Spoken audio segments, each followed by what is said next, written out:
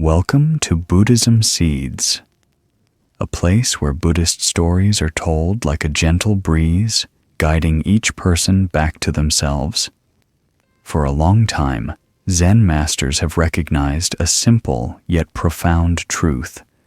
Peace is not something to search for because it is never left, only hidden for a while beneath worries, expectations, and the noise of daily life. Tonight, you don't need to understand everything. You don't need to try to become someone else. Just listen, as if each story were a small doorway opening inward, where the soul is allowed to rest, relax, and return to its natural state. If you wish, you may share where you are listening from, at what moment, so this journey unfolds like a shared stream where souls meet each other beyond space and time, beyond the boundary between storyteller and listener. Wherever you are in the world, you will hear stories that have been passed down for generations. Gentle, yet deep pieces of Buddhist wisdom, like the quiet moonlight shining over a still lake. Now, let your shoulders drop. Lie down if you haven't already. Allow your body to rest. Let your breath become slow and natural, like waves rolling to the shore. In this moment, there is nothing to fix, nothing you must prove, achieve, or complete. Just be present, fully and gently. The ancient Zen stories about to be told are soft reminders of the freedom and awareness always available within. Whether you remain awake or drift into dreams, that wisdom continues to nourish your soul, like a hidden stream watering the deepest roots. Take one slow breath in. Exhale softly. You are ready. Let us begin. Long ago, in a small town nestled against pine-covered mountains, there was an old Zen monastery. Moss-covered roof tiles, brick walls stained by time.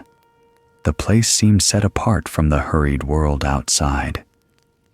Each evening, as the sun disappeared and the moon rose over the treetops, a bell echoed across the forest. That sound did not simply mark the end of meditation. It was like a breath reminding everyone the day has closed, the night begins return inward. At the monastery's old wooden gate lived an elderly gatekeeper named Tetsuro. He stayed in a small room by the wall, as simple as his life itself. No one truly knew where he came from, only that he had been there for a very long time. He was not a Zen master, did not chant sutras, did not give teachings. He wore no monk's robe and had no special title. His one duty: open the gate at dawn, close it at night. Yet what people remembered about him was not his role or his words, but a small oil lamp. Each evening, when everyone had settled in the meditation hall or returned to their rooms, Tetsuro would quietly walk to the gate. He would place an old oil lamp in a wall niche near the gate, lighting it before locking the gate. The act became a ritual, steady, silent, unwavering, year after year. Sometimes villagers passing by would laugh. "Who are you lighting that lamp for? No one comes at this hour." "Old man, why keep such a strange habit?" Tetsuro only smiled softly, never explaining. The lamp still burned each night. Not once was it missed. One autumn evening, a newly arrived novice monk, still young and curious, decided to see for himself. He had heard others whisper about the old gatekeeper and his lamp. Half amused, half intrigued, he sneaked toward the gate after dark. There he saw the old man, hunched, shielding the flame from the wind, carefully lighting the lamp. The novice stepped closer and asked, "Sir, why do you light the lamp every night? No one passes by this late." Tetsuro turned. His clouded eyes held a strange brightness. He did not answer at once. He sat down, hands resting on his knees, as if long accustomed to this question. After a pause, he spoke slowly. "You're right. No one comes at this hour. But the lamp is not only to light the way for others. It is to remind me that I am awake." The novice frowned, puzzled. "But you're not asleep. Why remind yourself you are awake?" Tetsuro smiled, a smile as light as morning mist, not to explain, but to open something larger. "Precisely because I do not sleep, I must keep the lamp. When the whole world has gone to rest, it is easy to forget who you are. This lamp, I don't light it for others to see. I light it so I am not swallowed by the darkness within." The novice stood silently. Something quiet stirred inside him, not an answer, but a new question arising. That night, back in his room, he did not sleep right away. He sat for a long time by the small window, watching the moon shine over the pines. And he realized there was a light flickering inside him, not from the oil lamp, but from something real and still. From that day, he no longer wondered why the gatekeeper lit the lamp, nor did he tell the story to anyone. But every night, when the bell faded, his eyes would turn toward the gate. There the lamp still glowed, a sign that someone was awake, even as the world slept. Years passed. The monastery changed abbots. Many novices grew up left, and some returned older and quieter. Tetsuro remained the same, opening the gate at dawn, lighting the lamp each night, until one winter's night. The air was freezing. Snow fell gently on the temple roof. Everyone inside slept soundly. The next morning, the gate was still closed, but the lamp still burned nearly out of oil, and Tetsuro, the old gatekeeper, had passed away in the night, sitting against the wall as if resting. No one knew if he had family. No records of his past were ever found. But at his funeral, the entire monastery attended. From that day, the monks decided to keep lighting that evening lamp as part of their ritual, not to guide the way, but to remember a man who lived like that lamp, never brilliant, but never extinguished. Tetsuro never preached, he never chanted, never gave Dharma talks. He held no majestic presence of a master, nor the scholarly wisdom to persuade, but the lamp he lit each night, silent, steady, without explanation, was itself the most vivid teaching. A teaching not in words, but in presence, not seeking attention, not seeking merit, only guarding awareness like a small flame in endless darkness. In Buddhism, mindfulness is not a mystical state only the enlightened reach. It is a way of living, the attitude of one who remembers they are alive, one who is not swept away by the world's frantic currents, not hypnotized by noise or by the roles society forces upon us each day. Mindfulness is simply knowing you are breathing, even while living in a world full of pressure, expectation, and fatigue. Lighting the lamp for Tetsuro was not to achieve anything. He needed no audience. He expected no thanks. The lamp was not outward-facing. It turned inward, a subtle reminder. Do not forget who you are. Do not let the inner darkness swallow you. Imagine a dark room. You switch on a ceiling light for a moment. The brightness is powerful, but once you turn it off, the darkness instantly returns as though it had never left. But if you keep even a small candle, fragile as it is, though it cannot light the whole room, it remains proof of presence. And darkness, no matter how dense, is no longer absolute. Mindfulness is like that. You don't need full enlightenment. You don't need to shine like the Buddha. You only need to keep a small flame. a fleeting awareness that you are angry, a moment noticing your worry, a breath slowed in the rush of emotion. Those small sparks, if sustained, become the lamp that keeps you from falling into ignorance. And strangely, it requires no meditation hall, no bell or drum, no Dharma talk. It can begin with something seemingly meaningless, lighting a lamp when no one sees, sitting quietly for 5 minutes before sleep, or listening to your own breath in a day too full of worry.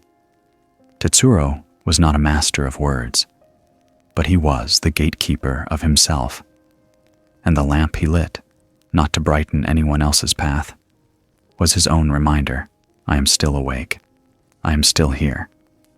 We live in an age flooded with lights, yet our hearts grow dim.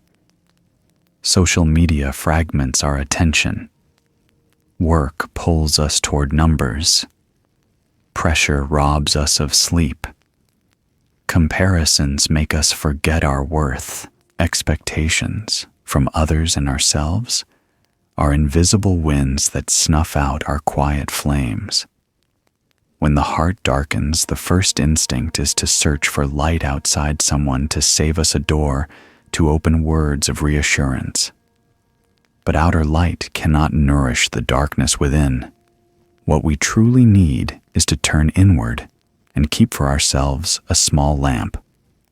Not a dazzling one, just breath silence and a moment's awareness. I am here. I am alive. The Buddha once taught in the Satipatthana Sutta mindfulness is the only path to the end of suffering, not one of many paths, the only one. So how do we keep that lamp from going out? In the morning, spend 3 minutes breathing consciously. Nothing grand, just breathe and know you are breathing. Don't chase your to-do list. Don't solve yesterday's knots. Just breathe. And remember, life begins here. In the evening before sleep, pause to notice a single moment from your day, a time you did not get angry, a time you truly listened, or simply a sip of water taken without rushing. That moment is your lamp. When storms come, stop and ask, is my lamp still burning? That question may matter more than finding an answer. Modern neuroscience has confirmed what ancient Zen masters practiced. Just 2 to 3 minutes of mindfulness a day, even short, is enough to rewire the brain regions tied to self-control, emotional regulation, and reduced reactivity. Practitioners sleep deeper, react less, live more slowly, more awake. Some light a lamp each night to avoid forgetting. Others each morning place an empty cushion beside them as a reminder of what they still cling to. It may be an old fear, a harmful habit, or someone long gone whom they still cannot release. If the lamp is a symbol of mindfulness alive in the present, then the empty cushion is a symbol of what we are still holding on to. In life, have you ever told yourself that you've changed, that you've practiced, that you've understood many things, yet still noticed somewhere inside a trace of irritation, a hint of pride, or a subtle wish for praise? Have you ever seen yourself do many good deeds, yet still felt a hidden sense of superiority or a desire to be acknowledged? That is the subtle part of the ego we rarely recognize. We often think letting go means letting go of everything once and for all, but in truth, letting go is a continuous process. Each day, the mind is like a garden where weeds keep growing. You don't pull them just once. That is why practitioners must always remain humble, looking within to see what has not yet been released, to remind themselves. The Buddha once taught in the Dhammapada, greater than conquering 1,000 men in battle is conquering oneself. That is the highest victory. The story of Zen Master Joshin and the empty cushion helps us see this clearly. Even a great Zen master, after decades of practice, still honestly reminded himself each day of the parts of ego not yet released. Halfway up a mountain where morning fog lingers before lifting, there was an old Zen monastery hidden among pines and wildflowers. Stone walls covered with moss, roof tiles darkened with age. No signboard, no grand gate, only a small dirt path leading inward enough to make people slow down and bow their heads with each step. There lived an old Zen master named Joshin. It was said he had practiced for more than 40 years, living simply, speaking little. But his eyes always shone as if they could see into the hearts of others. Every morning before the sun rose over the mountain, Master Joshin sat on his old meditation cushion in the center of the hall. That cushion had been with him since he was a young novice. The fabric was faded, the edges worn, yet he had never replaced it.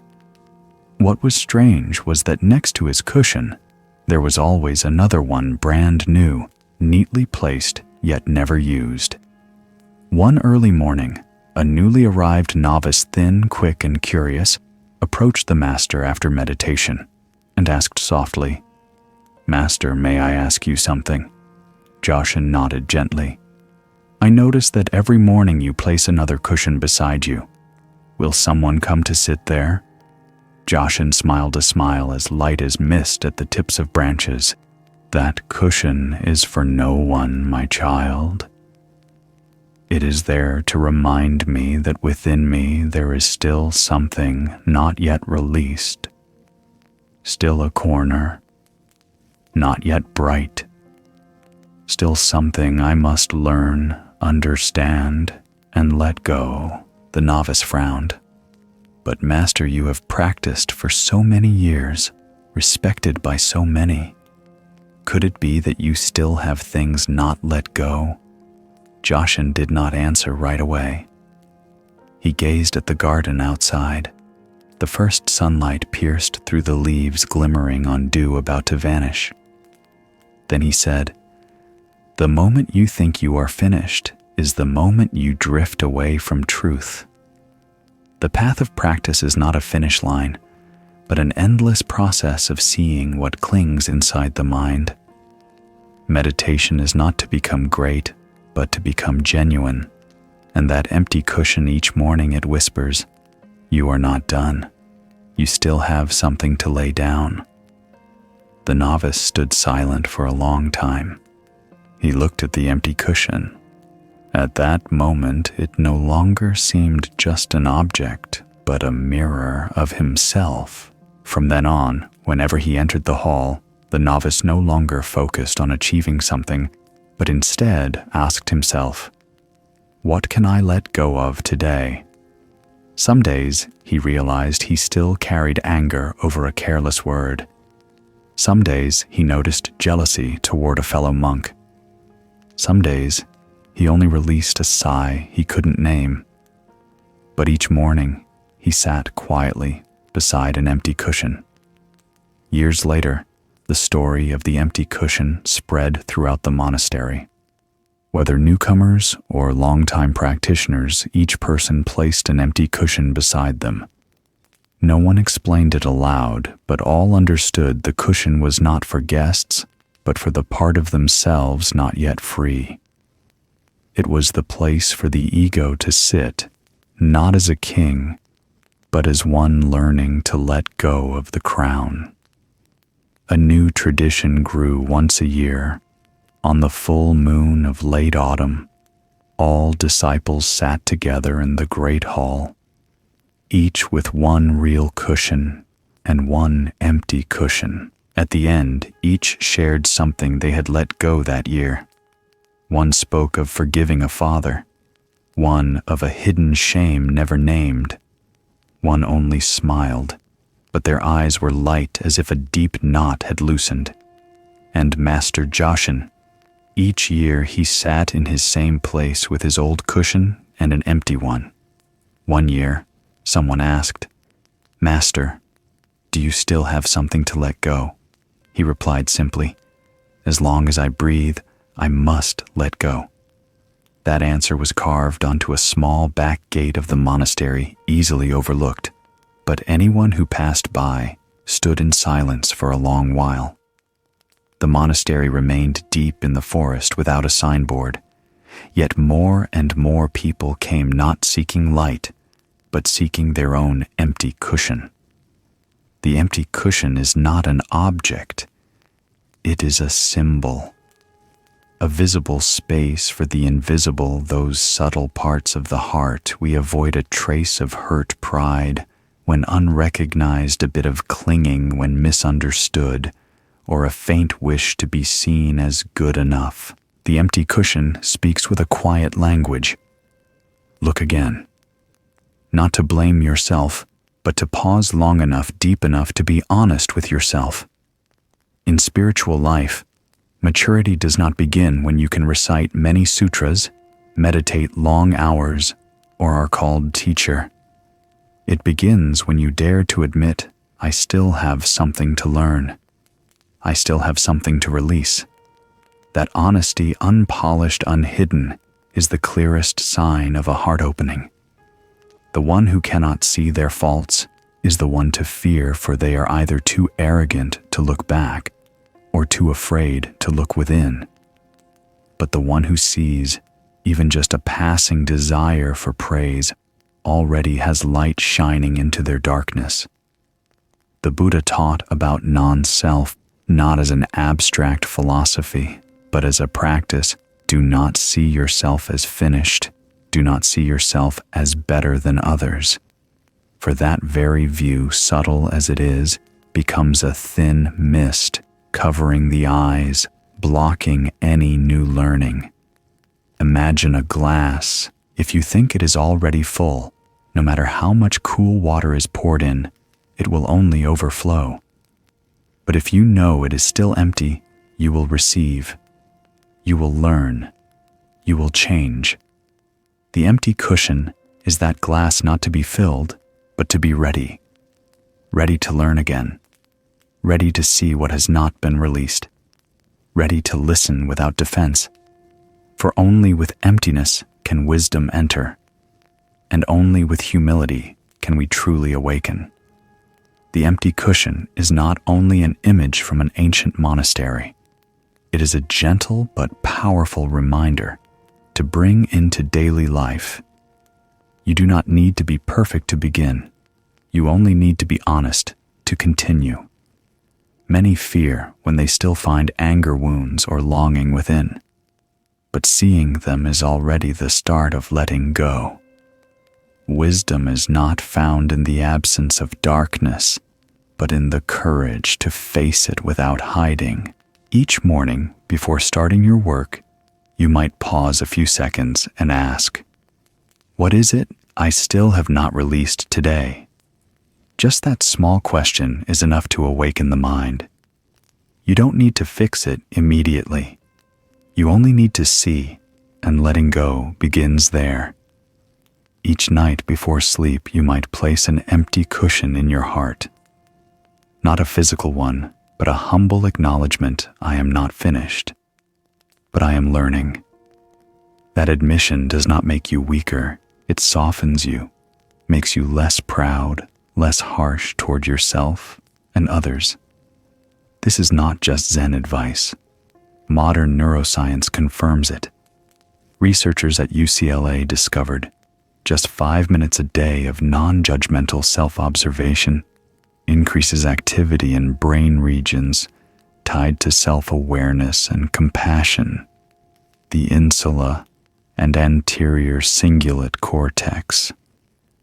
The results: stress decreases, emotional regulation strengthens, and self-kindness grows day by day. So if today you feel weakness within, know this: it is the beginning of a new depth. The empty cushion does not make you smaller. It opens a space for you to truly grow from within. We often feel we are not good enough. Sometimes you look back at your life and ask, why am I so weak? Or if only I were stronger, more beautiful, more capable. Thoughts like these are dust settling on the mind, obscuring your ability to see yourself as you truly are. You forget that light doesn't only shine through an unbroken mirror, it can also pass through a crack. In the teachings, the Buddha never demanded a perfect mind. He simply reminded us to return to the truth. Even a chipped bowl, if used skillfully, still holds water. Even a heart that has been hurt, if it returns to itself, can still love and radiate. Zen Master Dogen once said, "Do not wait until you become perfect to begin practice. Practice is to see that imperfection itself can become a doorway." Tonight's story is about a traveling singer and a chipped bowl, a journey through shame to rediscover acceptance from within. There was a traveling singer named Sora. No one knew where he was born, and he didn't seem to care. Sora wandered through the countryside, holding an old wooden guitar with rusted strings. Yet it still made sounds enough to stir some sleepy memory in the listener's heart. Once his voice was beautiful, clear, and full of feeling, sometimes making children stop crying and adults stop arguing. But the years and the dust of life took that clarity away. His voice grew hoarse, each line now sounded cracked, like a wind carrying the grit of a bygone time. Sora had nothing but music. He survived day to day by trading old songs for a bowl of rice, a glass of water, or a few coins. No one remembered his name, and he didn't expect them to. On long rainy days, no doors opened. On freezing nights, he could only hold his guitar and hum quietly under a cold eve. For him, music was no longer a dream, but a way to survive. One day, Sora reached a distant mountain region. It was winter fog covered the path the wind bit at his shoulders. He walked all morning tired and hungry until he saw a small monastery by the mountainside, quiet, hidden among tall pines. He stopped, sat on the stone step before the temple gate, set the guitar on his lap, and began to sing a very old song, very softly, like a voiceless call to anyone still enough to listen. Though hoarse, there was a gentle sorrow in his singing, as if he wasn't singing for others, but for the worn parts inside himself, singing so they would not break further. A young monk stepped out from the temple. He said nothing. He asked nothing. He simply placed an old wooden bowl gently in Sora's hands. The bowl wasn't perfectly round. It had a small crack running along the rim. Not serious, but clearly visible. Sora took it. But instead of gratitude, a nameless shame rose within him. A chipped bowl. A voice no longer what it once was. A life in tatters. Everything around him seemed to whisper the same message: he was no longer whole. To shake off that feeling, Sora took the bowl to the stream to get water. But each time he filled it, water leaked through the crack. After just a few minutes, the bowl was nearly empty.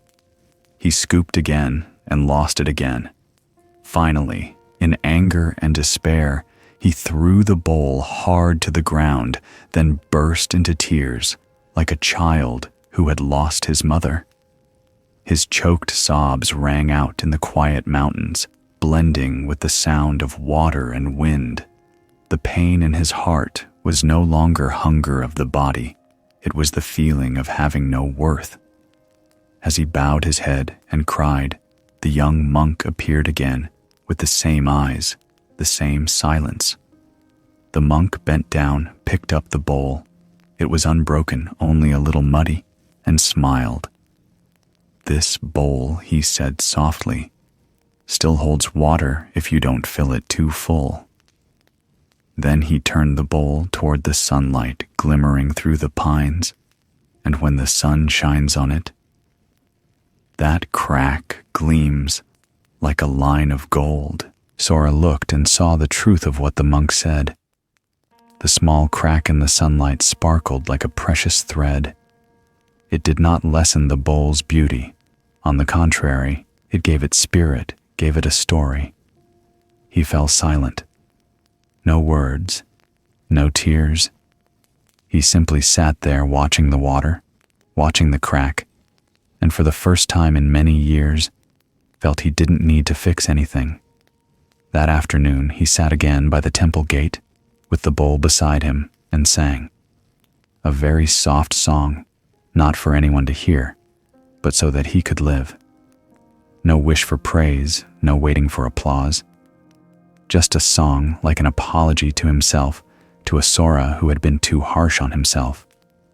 From that day on, Sora continued his journey, but he always carried the chipped bowl not as a useful object, but as a symbol, not a symbol of imperfection, but a symbol of truth, because he had understood no one is unbroken, but light can still pass through a crack, and compassion, if it is true, never despises what has once been broken. From then on, whenever Sora sang, he no longer hid his hoarse voice. He didn't try to sound like before. He sang as if each note were his last breath, as if every flaw were a door opening to truth.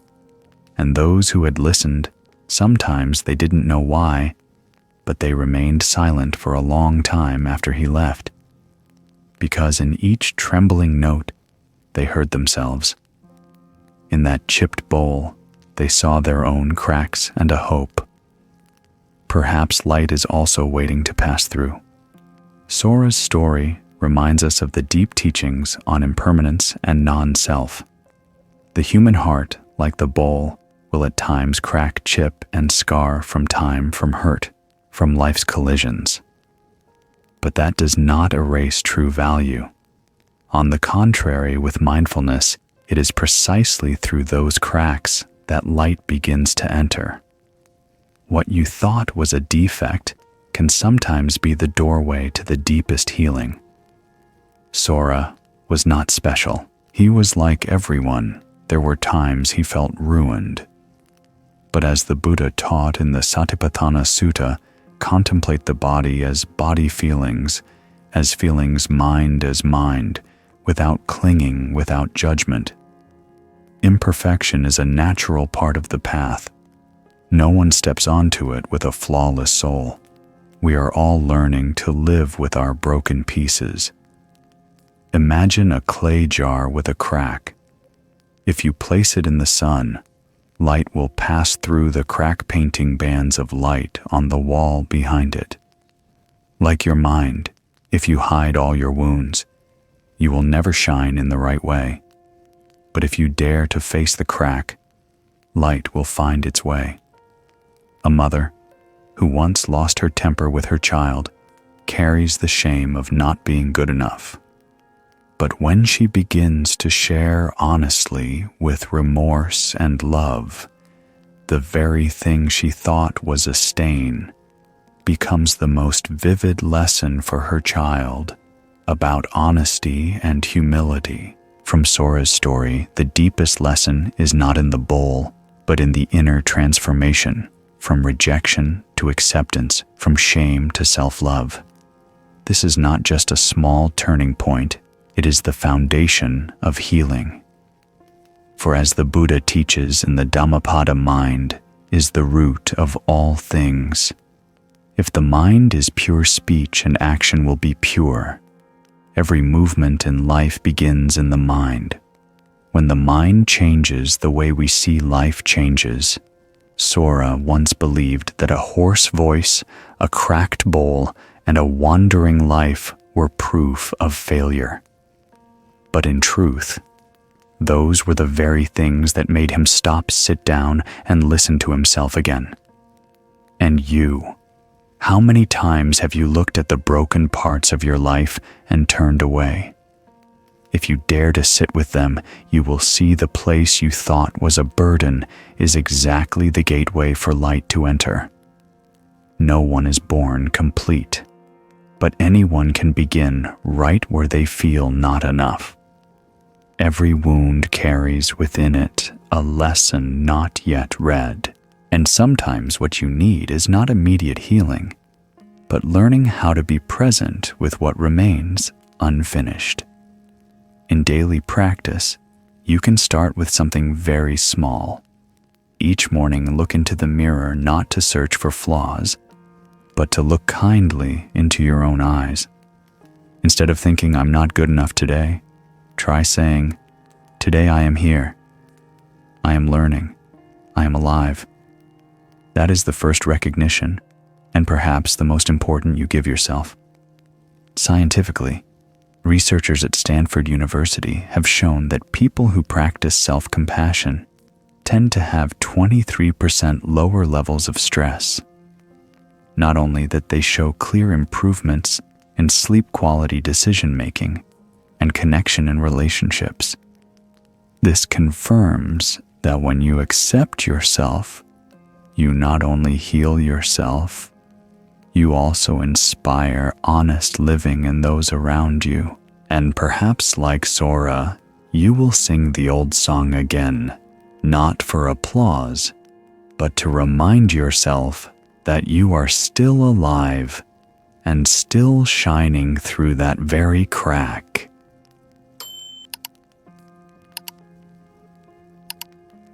Have you ever found yourself exhausting your strength, trying to attain something, peace, forgiveness, a relationship, or even a spiritual state?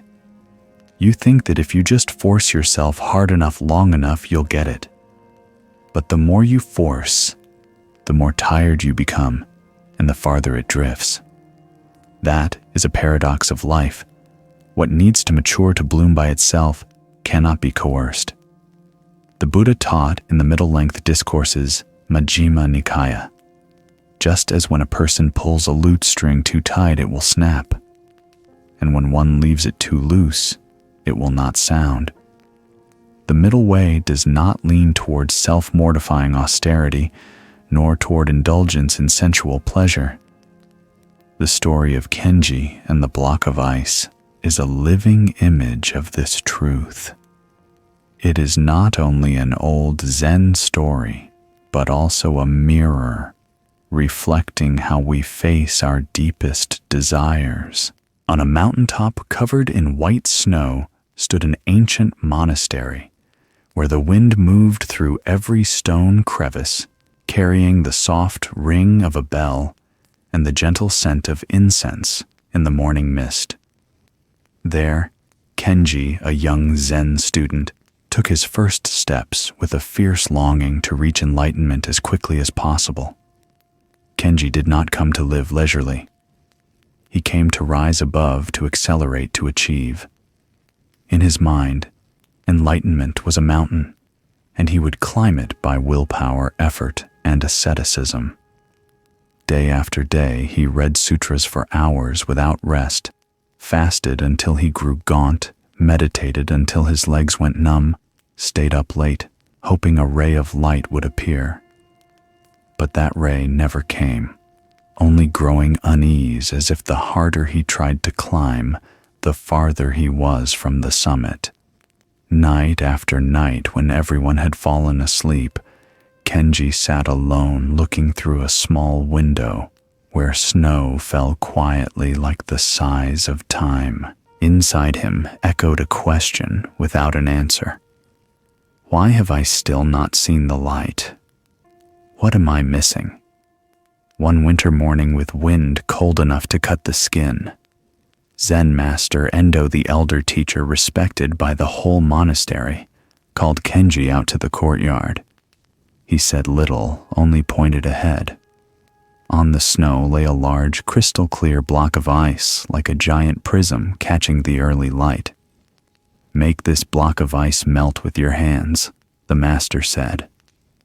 Kenji blinked, thinking he'd misheard.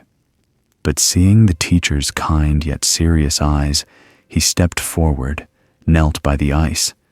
He pressed his hands to its surface, cold, so sharp it pierced to his core.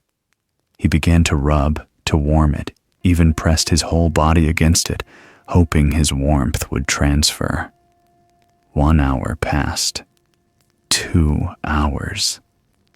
Cold sweat and fatigue dripped down.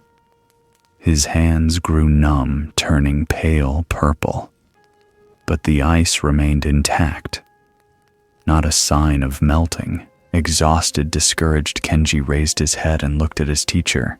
His voice was faint. I've tried my best. It still won't melt. Master Endo looked at him, smiling lightly, like early winter sun. Try looking up at the sky. Kenji did as told. Beyond the ridge, the sun was rising, not blazing, but bright enough to soften the heavens. Slanting rays passed through the block of ice. Slowly, droplets began to fall onto the snow. Do you see? The master said. Sunlight melts ice, not the hand that forces it. Enlightenment is the same. Practice like the sun, simply be present, simply shine, and the ice will melt on its own. Do not force it. Do not torment the body to coerce the mind. When your heart becomes warm, what is frozen will flow. Kenji stood still. Those words did not feel like doctrine. They were like a mirror reflecting his deepest longing. He realized that all this time he had tried to smash the ice with sheer will, when what ice needs is light, non-judging presence. He had thought the more effort, the more austerity, the closer to enlightenment. But now he understood it was the grasping itself that kept the light from entering. Enlightenment is not a peak to conquer. It is the sun it appears when we stop forcing and begin to soften. From that day, Kenji still meditated, still studied the sutras, but he no longer forced himself. He began to change his breathing slower, gentler, like the breath of a rising sun. He remained attentive, but no longer strained. And in that shift, something began to grow. Not a blinding light, but a quiet warmth, a peace he had never known quietly arriving. When winter passed and the snow began to melt, Kenji often stood in the courtyard, watching droplets fall from the eaves, whispering to himself, "This is the path not rushed, not forced like the sun present and warm enough." And strangely, when he stopped seeking enlightenment, that was when a part of enlightenment found him. Kenji's story is not only about a block of ice in winter, it is a metaphor for what is frozen within you. Dreams not yet realized, wounds you try to hide, fears you have never named. Kenji did what many of us have done, tried with all his might, threw himself into meditation, discipline, and sacrifice, believing that the more he forced himself, the more he would reach something sacred. But the more he forced, the farther it felt. Buddhist teaching calls this a deviation from the middle way, the path of balance between letting go and holding steady, between diligence and compassion. Master Endo did not give Kenji an abstract lesson. He brought him out into the snow and set a block of ice before him. That ice is your mind when it hardens from misguided striving. It is your heart when it is frozen by disappointment, self-judgment, or shame. Kenji's purpled hands symbolize effort at the wrong time in the wrong way. It is sunlight that melts the ice. And sunlight does not struggle. It only needs to be present, warm enough, real enough. When you sit with yourself without judgment, when you slow your breathing and truly see the sadness in your chest without pushing it away, you are giving your mind sunlight. That is non-coercive presence. the essence of mindfulness. Recall the image of a seed. You cannot yank it into growing faster. You must trust the soil, the time, the light. You must water it patiently even when nothing seems to change for many days. Kenji realized enlightenment is not a summit to conquer, but a natural flow when the heart is warm enough. And perhaps right now, there is a block of ice within you too. Don't rush to melt it. Light a sun within yourself first. The lesson here is not do nothing, but rather do not use effort in the wrong way, especially when what you seek is peace. Sometimes, because we are too eager to change ourselves, we only tire the mind further. We imagine that with enough discipline, severity, and striving, the mind will obey. But the mind does not operate by the logic of force. It moves like a season, clear at times, foggy at others, and it needs to be cared for, not controlled. Instead of wearing yourself out in harsh asceticism as Kenji once did, you can practice very small things that are deeply transformative. Each morning before the to-do list carries you away, pause for 3 minutes. Just 3 to breathe slowly, and imagine your breath like sunlight spreading through your chest.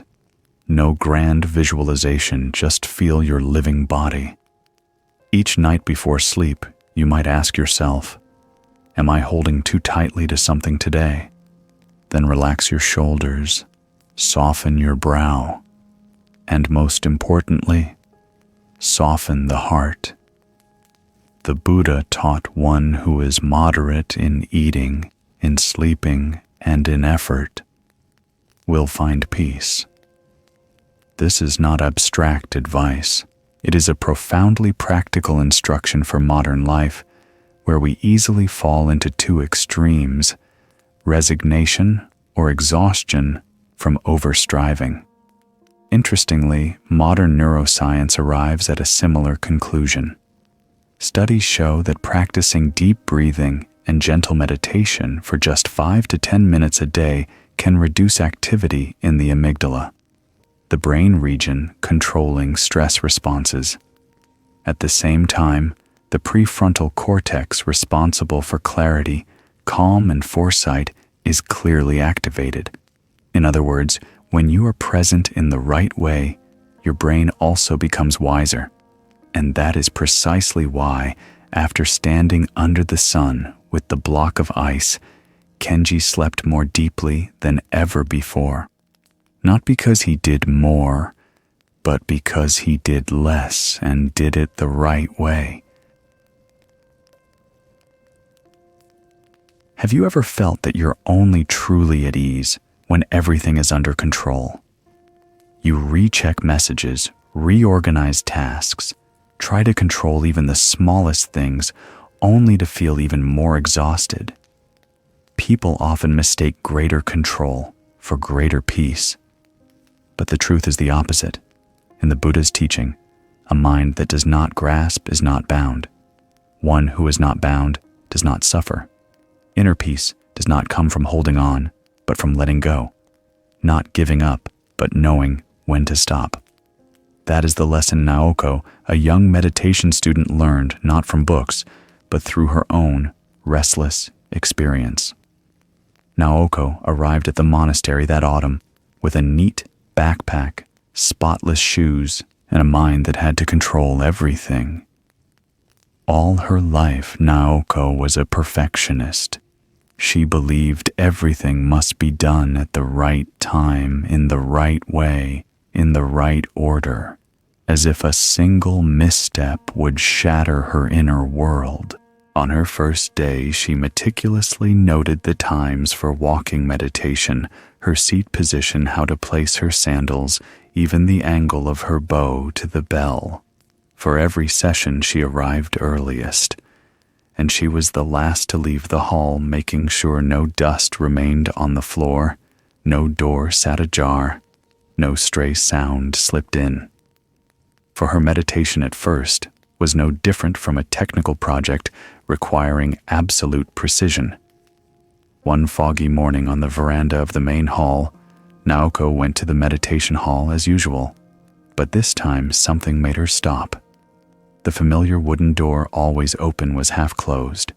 No latch, no lock, just a door softly shut enough to create the feeling of being turned away. Naoko stepped closer and tried a gentle push. The door didn't move.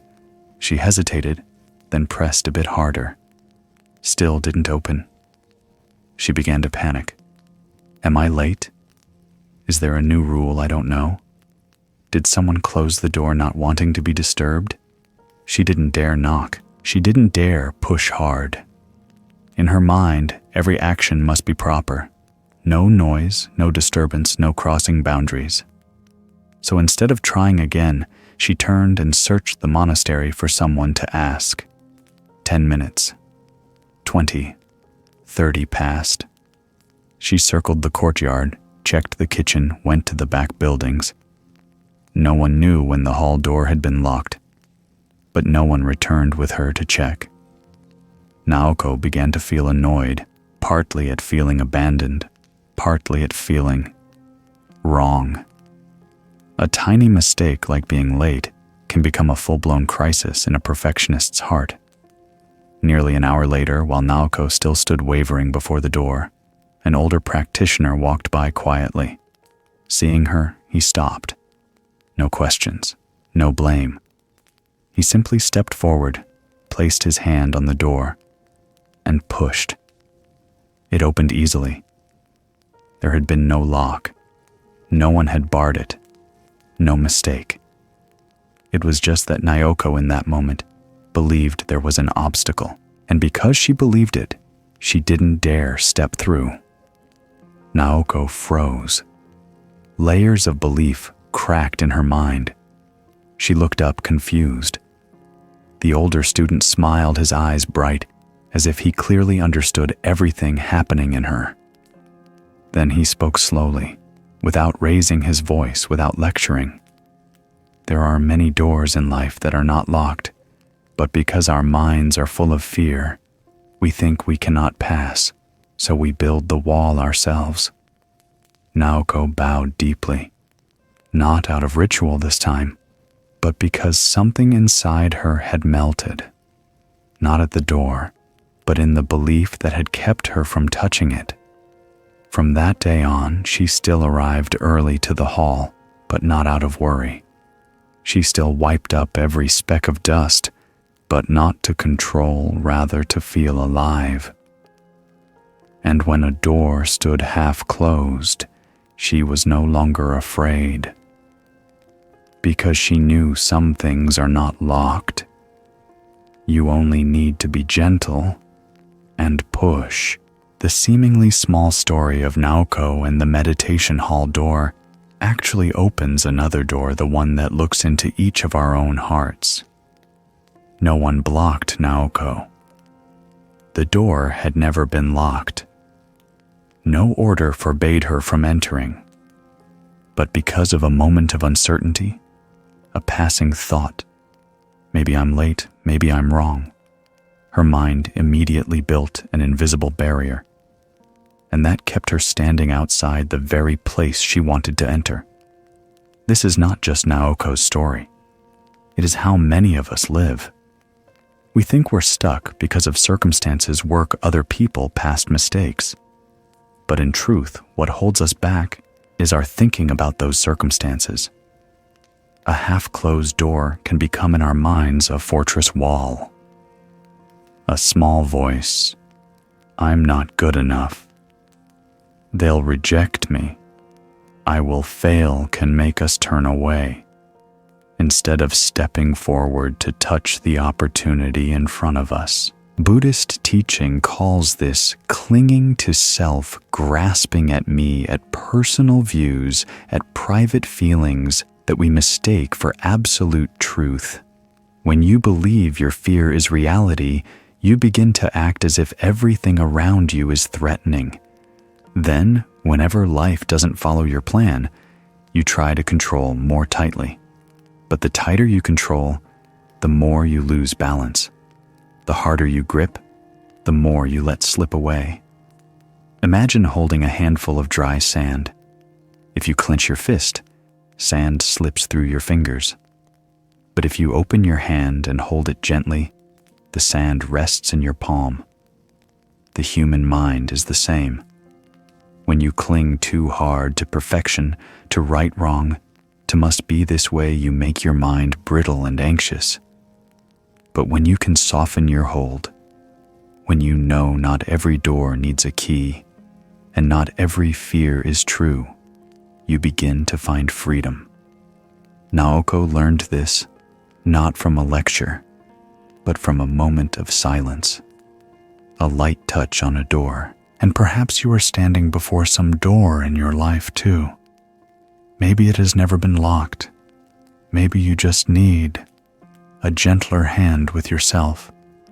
From Naoko's story, we learn something seemingly simple, yet it reaches into the core of spiritual life. Sometimes one step forward, one gentle touch, one peaceful breath is enough to open the door you believed was firmly shut.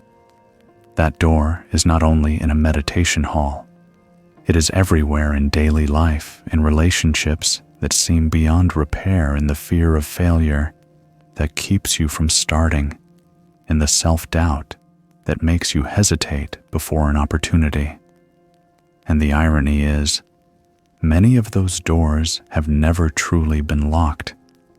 They only appear so because your mind has built layers of assumptions, worries, and scenarios that have never happened. In practice, this lesson can become a simple yet powerful habit.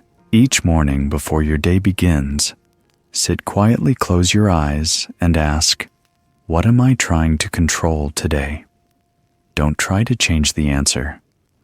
Don't try to fix it. Just notice. All genuine awareness begins with non-judgmental recognition. Like turning on a light in a dark room, you don't need to tidy up immediately. Just switching on the light already starts the transformation. Then whenever something during the day confuses, irritates, or worries you, instead of reacting quickly, pause, breathe deeply. Ask yourself again, is this door really locked? Maybe you're facing someone who disagrees with you, a failed plan, a missed opportunity. But do these truly lock your path? Or are you placing too much faith in your first thought colored by memory hurt and old reflexes? Modern neuroscience is beginning to reach what Zen masters have said for thousands of years.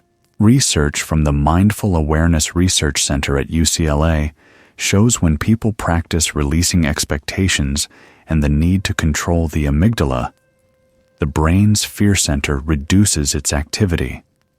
Meanwhile, the prefrontal cortex linked to clear awareness and acceptance increases its activity.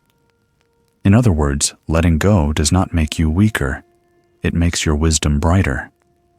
The mind is like a river. If you dam it, the water grows stagnant.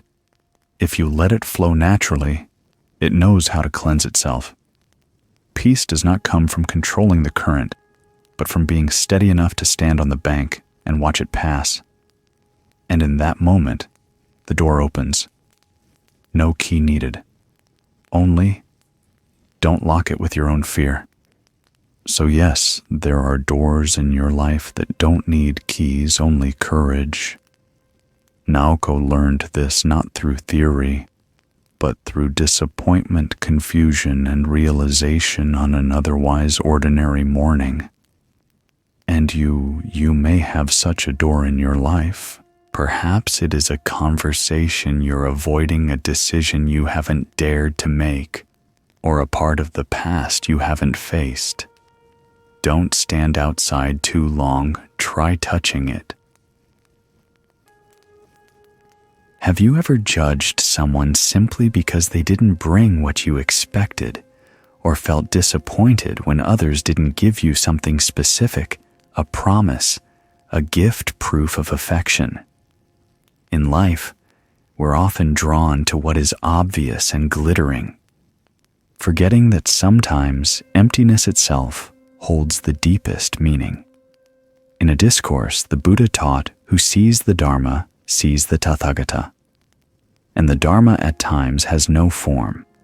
It does not lie in words or appearances, but in recognizing what is. And that recognition often arises from spaces of emptiness, not from what is full. The next story will lead you to a different perspective, where a powerful king faces an empty box and learns a profound lesson about the value of nothingness. A man goes in search of wisdom, yet fails to recognize that wisdom is right before him, simply because it isn't in the box he expects.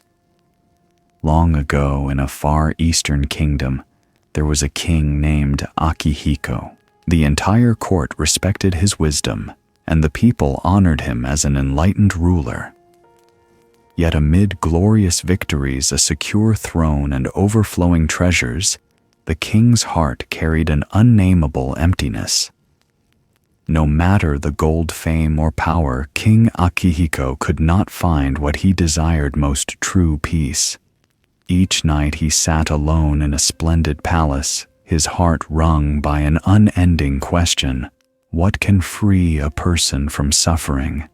At first glance, the question sounds philosophical or religious, but for Akihiko, it was deeply personal, because he was suffering, not from poverty, but from not knowing why he felt lost in his own life. No one in the palace could explain it, and no one dared ask. One day the king heard a rumor on the summit of a distant mountain lived an old hermit Zen master known for having discovered the ultimate truth. No one knew his true name. It was only known that those who visited him returned, changed, lighter, calmer, deeper. Without delay, King Akihiko left behind court ceremony, disguised himself as a commoner, and journeyed alone through unfamiliar lands. He crossed jungles where wild beasts roamed and passed through poor villages he had never seen, despite years of rule. With each step, his heart was both eager and uncertain. Was there truly an answer, or was he chasing yet another illusion? After many hardships, he finally stood before a small bamboo hut perched on a cliffside. No guards, no sign, no indication that a wise person lived there. Yet strangely, as he approached, his heart grew quiet, as if something soft were soothing him inside. The Zen master emerged, not with the sanctity or aura the king had imagined. An old man, thin, with eyes clear as deep lake water. He did not bow, nor did he seem surprised to see the king. He simply invited him in brewed tea and sat down as if welcoming an old friend. King Akihiko stated the purpose of his journey plainly. "Please bestow upon me a gift of wisdom, the only thing that can bring me true peace." The master nodded, asked nothing more, and quietly stood. He went inside and returned holding a jet-black ebony box carved with ancient patterns and wrapped in deep purple silk like a treasure. The king cradled the box as if holding the greatest hope of his life. He took a deep breath and opened the lid inside. It was empty. No paper, no jewel, no sign of the wisdom he sought. He tilted the box, turned it over, held it under the candlelight. Nothing. Doubt gathered in his eyes. Anger rose in his heart. He looked up, voice trembling. "Are you mocking me? I crossed 1,000 miles, left my throne, only to receive an empty box." The master kept smiling, his gaze unwavering. He spoke softly, like a passing breeze. "Know your majesty. Wisdom does not reside in objects. The empty box itself is the gift. It reminds you that what frees you is not adding more, but laying down everything that obstructs stillness." The words fell like a drop of water into a burning heart. The king had no reply. He sat quietly for a long time. For the first time in his life, no reacting, no arguing, no demanding. He simply looked at the empty box, and in that silence, something broke open. He realized that all his life he had sought peace by adding more power, more theories, more supporters. But perhaps peace lies not in having more, but in needing less. Not in accumulation, but in reduction. And the empty box without words or philosophy taught him that lesson more clearly than any book. From then on, the king returned not with a treasure, but with a meaningful emptiness in his heart. He was no longer a seeker, but one beginning to let go. And like a stream after rain, his mind grew clear again. The story of the empty box may sound like a simple Zen anecdote, yet within it lies a delicate layer of teaching, non-attachment, and formlessness. King Akihiko, like many on the search for meaning, came to the master as a hunter, wanting to obtain, to possess, to hold something called wisdom. But the master handed him an empty box. No lecture, no instruction, no secret.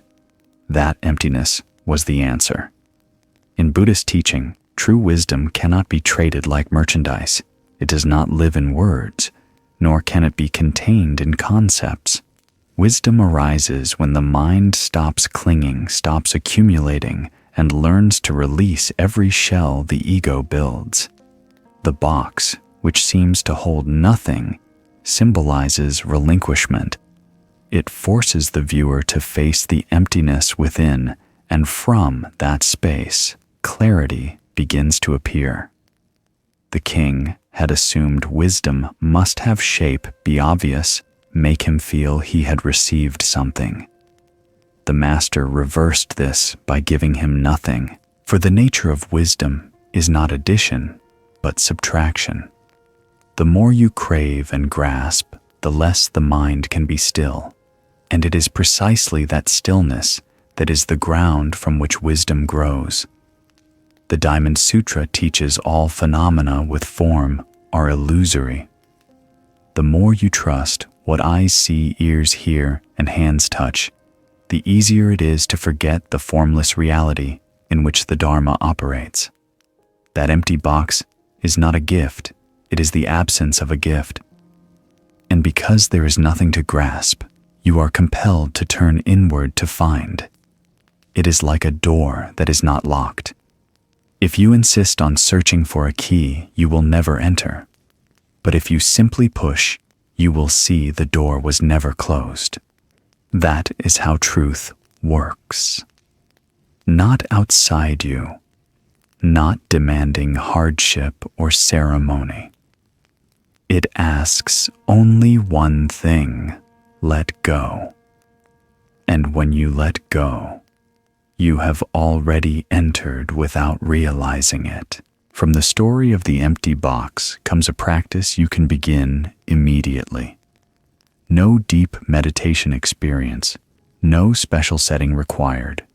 Let go of the need to achieve something specific whenever you sit to meditate or listen to a teaching. Notice yourself. Do you meditate hoping to feel peace?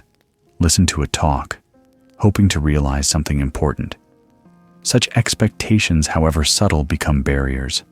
Instead, let your mind be like an empty box, no fixed shape, no craving, no labeling. You don't need to fill your meditation with feelings or images. Just open. Be present.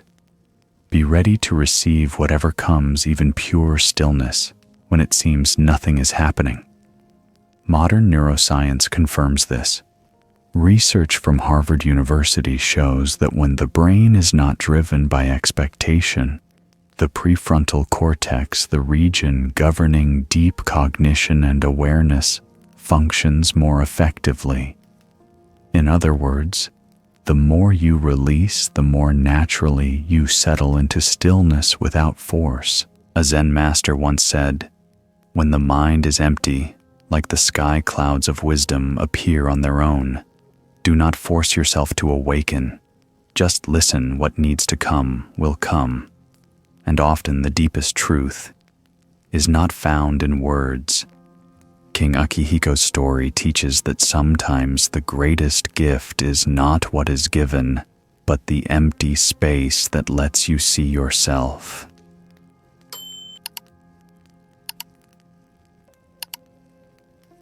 In life, everyone is hurt by someone at least once. Some betray, some deceive, some turn their backs when we are weakest. If those wounds aren't healed, they become a heavy stone imprisoning the heart. We think, "I can't forgive because they don't deserve it." But in truth, forgiveness isn't because others deserve it. It's because our own heart needs to be free. The Buddha taught, holding on to anger is like gripping a hot coal with the intent to throw it at someone else. You are the one who gets burned first. Perhaps you've held on to anger for many years. Perhaps you believe that if you forgive, you'll become weak. But does clinging to anger make you stronger? Or does it only cause your heart to wither? We continue with the story of a woman named Ayumi, who lived almost her entire life in resentment until an unsent letter changed everything. Ayumi was a woman in her 40s who lived quietly on the edge of the city where small, calm streets and old rooftops seemed silent before time. Her life had few notable marks: an ordinary clerical job, a rented apartment with a tired yellow light each evening, a few social connections just enough to avoid loneliness, but never truly close. But there was one thing Ayumi had never told anyone, a wound that lay still in the dark corner of her soul for more than 30 years. When Ayumi was 6, her father left. No goodbye, no warning. One morning, he simply wasn't at the table, wasn't pushing his bicycle to work, wasn't present in the world of Ayumi and her mother. Her mother didn't explain much, only said he's gone and he isn't coming back. From then on, Ayumi never called him father again. Time passed. Ayumi grew up, entered the world, worked, married, then divorced. She didn't cry much, didn't complain, didn't lament, but deep inside she seemed to carry an invisible boulder, heavy, weighing down each step, each choice, each relationship. She didn't realize it until many years later when her husband left. The anger in her heart wasn't directed at the man before her, but straight at the father from long ago, as if every loss in her life was an extension of that first wound. No one knew that Ayumi had never written a letter, never picked up the phone, never asked anyone about her father. Though relatives said he lived in a small village by the northern mountains, though they sometimes mentioned he was still alive, Ayumi never cared. She didn't need to know. Or rather, she didn't dare to know, because a part of her believed that if she touched that past, the whole stone she had kept still for so long would collapse. One day, for reasons she couldn't explain, Ayumi enrolled in a 7-day silent meditation retreat. No phone, no books, no talking, only sitting, breathing, walking, eating mindfully, and facing herself. On the 5th day during a Dharma talk, the elderly teacher said something that shook her from within. We cannot choose who hurt us, but we can choose not to let them keep controlling our lives through old emotions. That sentence, seemingly simple, shone like a flashlight into the place she kept most hidden. Ayumi couldn't sleep that night. She sat up in the quiet monastery room with a flickering oil lamp and the wind slipping through the gaps of the wooden door. After a moment's hesitation, she took out a piece of paper and she began to write, "Father, I don't know if you are still alive, nor do I know why you left. But for many years, I have lived as if you were my enemy. I let your image become a burden in my heart, a silent mass of resentment that never dissolves.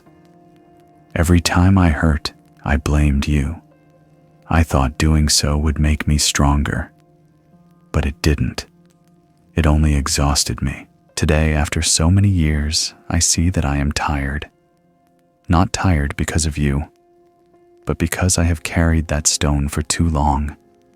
Maybe you don't think you were wrong. Maybe you never apologized. But today I still choose to forgive. Not because you need it, but because I need to be free." She folded the letter, but she didn't send it. She didn't write a recipient's name. No address. She just slipped it under her pillow as if writing it was enough. No one needed to read it. No one needed to witness it.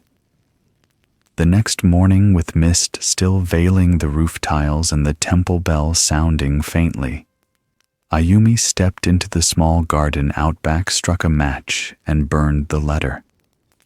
The paper burned, slowly curled up, and the ashes floated away in the wind like a small ritual she offered to herself, needing no one's confirmation. After the retreat, Ayumi didn't return to the city right away. She took a bus into the northern mountains. She carried no address. Asked no one. She simply stopped at the edge of a small village where people had once said her father lived. There stood an ancient cherry tree in full bloom, white petals like snow falling onto the brown dirt road, creating a strangely quiet scene. Ayumi stood there for a long time. No one came. No one knew who she was. But in that anonymity, for the first time in her life, she felt light. No bell rang. No arms embraced her. But something inside truly melted. There are letters that do not need to be sent. There are roads that do not need to be walked to the end. And there are wounds that once you let go, will heal on their own. The human mind, by its nature, is often held by unfinished memories, especially when those memories carry hurt. What remains unclarified, unforgiven, does not only exist in recollection, it acts like a ghost, quietly manipulating present emotions. It keeps us from seeing the new sky after the storm has passed. We think that holding on to resentment is a way to keep the memory fair. But in truth, each day we clutch anger is another day we hurt ourselves again. Forgiveness is not accepting wrongdoing. Forgiveness is refusing to let the past continue to control the future. In the Anguttara Nikaya, the Buddha emphasized, "An angry mind is poison. It is a fire that burns the one who carries it." Resentment by its nature is never a weapon against those who hurt us. It is only a chain that binds us to old pain, making the heart heavy and closed. What Ayumi chose to write to the father who abandoned her, then quietly burn the letter, was not weakness. It was the deepest expression of inner strength. She needed no apology. She wasn't waiting for someone to make it right. She only needed to set down the invisible backpack she had carried all her life, a pack filled with anger, grievance, and the hunger to be acknowledged. A Zen master once likened anger to resin hardening on a tree. At first, it is wet, soft, easy to wipe away. But if left too long, it hardens, choking the veins of life. If you don't clean it in time, you, not anyone else, are the one who gets stuck. Ayumi stopped. She didn't try to forget the past. She didn't erase memory. She gently loosened the bond between herself and that memory. For her, forgiveness was an act of compassion toward herself, a way of opening the window of her heart to let new light in. You don't need to write a long letter like Ayumi. You don't need to face the person who hurt you directly. But you can begin right where you're sitting with a small act that holds deep transformative power. Close your eyes, breathe deeply, and ask yourself, is there anyone in my life whom I still have not forgiven? Let that question fall like a drop of water onto the inner lake. No analysis, no blame, no justification. Just breathe and feel. Notice what tightens in your chest, a memory, a sentence, a neglected glance. Let it surface, and then don't push it away. Don't avoid it. Don't close the door. Just sit there like a gentle friend, listening to yourself. Neuroscientists at Stanford University have found that when people intentionally practice forgiveness, even forgiveness within the heart-brain regions associated with stress responses, such as the amygdala, show marked decreases in activity. At the same time, regions related to emotional regulation and compassion, such as the prefrontal cortex, are more strongly activated. In other words, forgiveness is deep inner therapy, no medication, no apology from others required. And in the light of the Dharma, it is even deeper. It is a step on the path toward liberation. Forgiveness is not letting others off the hook. It is freeing yourself from the rope that binds you to suffering.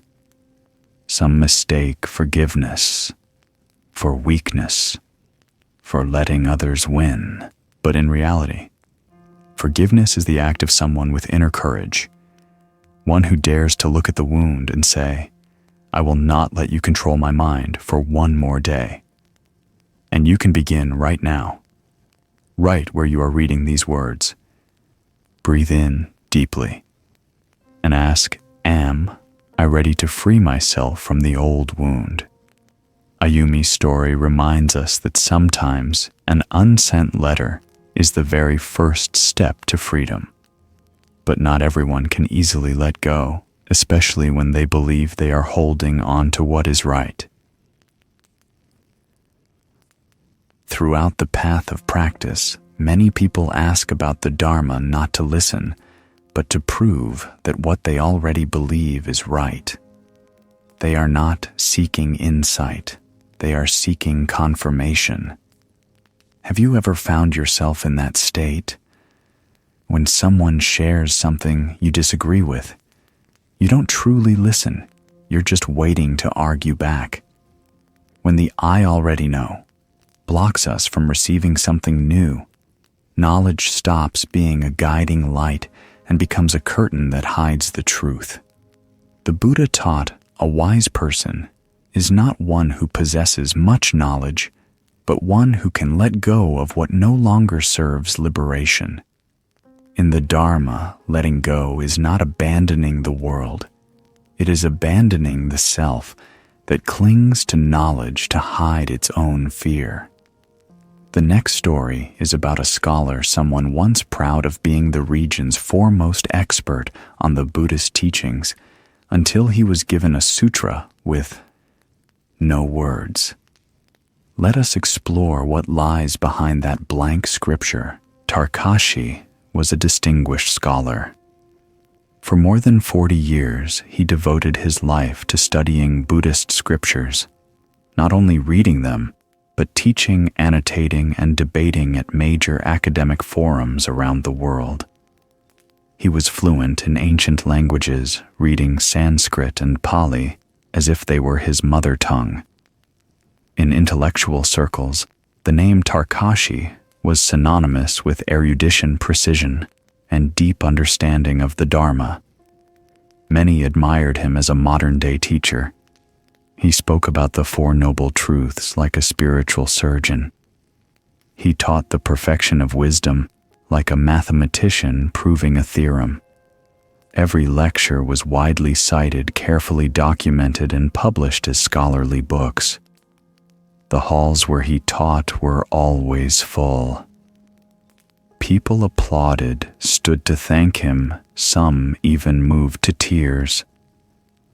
But only he knew one thing. Clearly, peace had never truly arrived.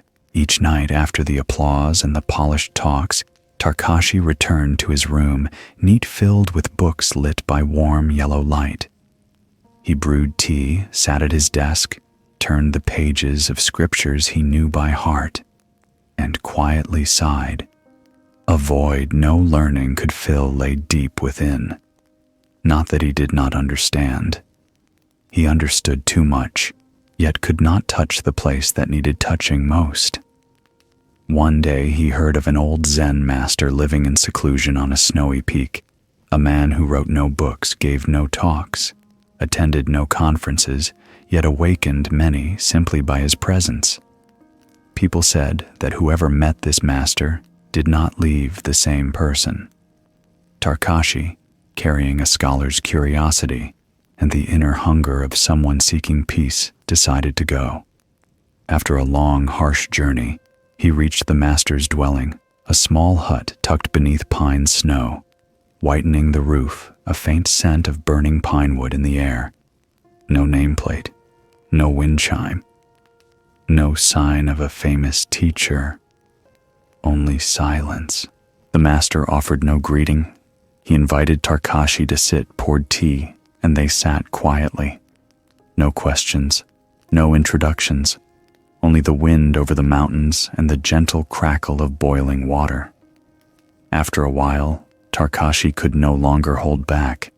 He bowed his head and said, "Master, I have studied the Lotus Sutra, the Heart Sutra, and many profound commentaries. I understand the Four Noble Truths, the Noble Eightfold Path, impermanence, non-self, and yet I still cannot find the peace these scriptures speak of. There is something I still have not touched." The master looked at him without speaking. Then he stood, took from a shelf a carefully wrapped scroll, and handed it to Takashi.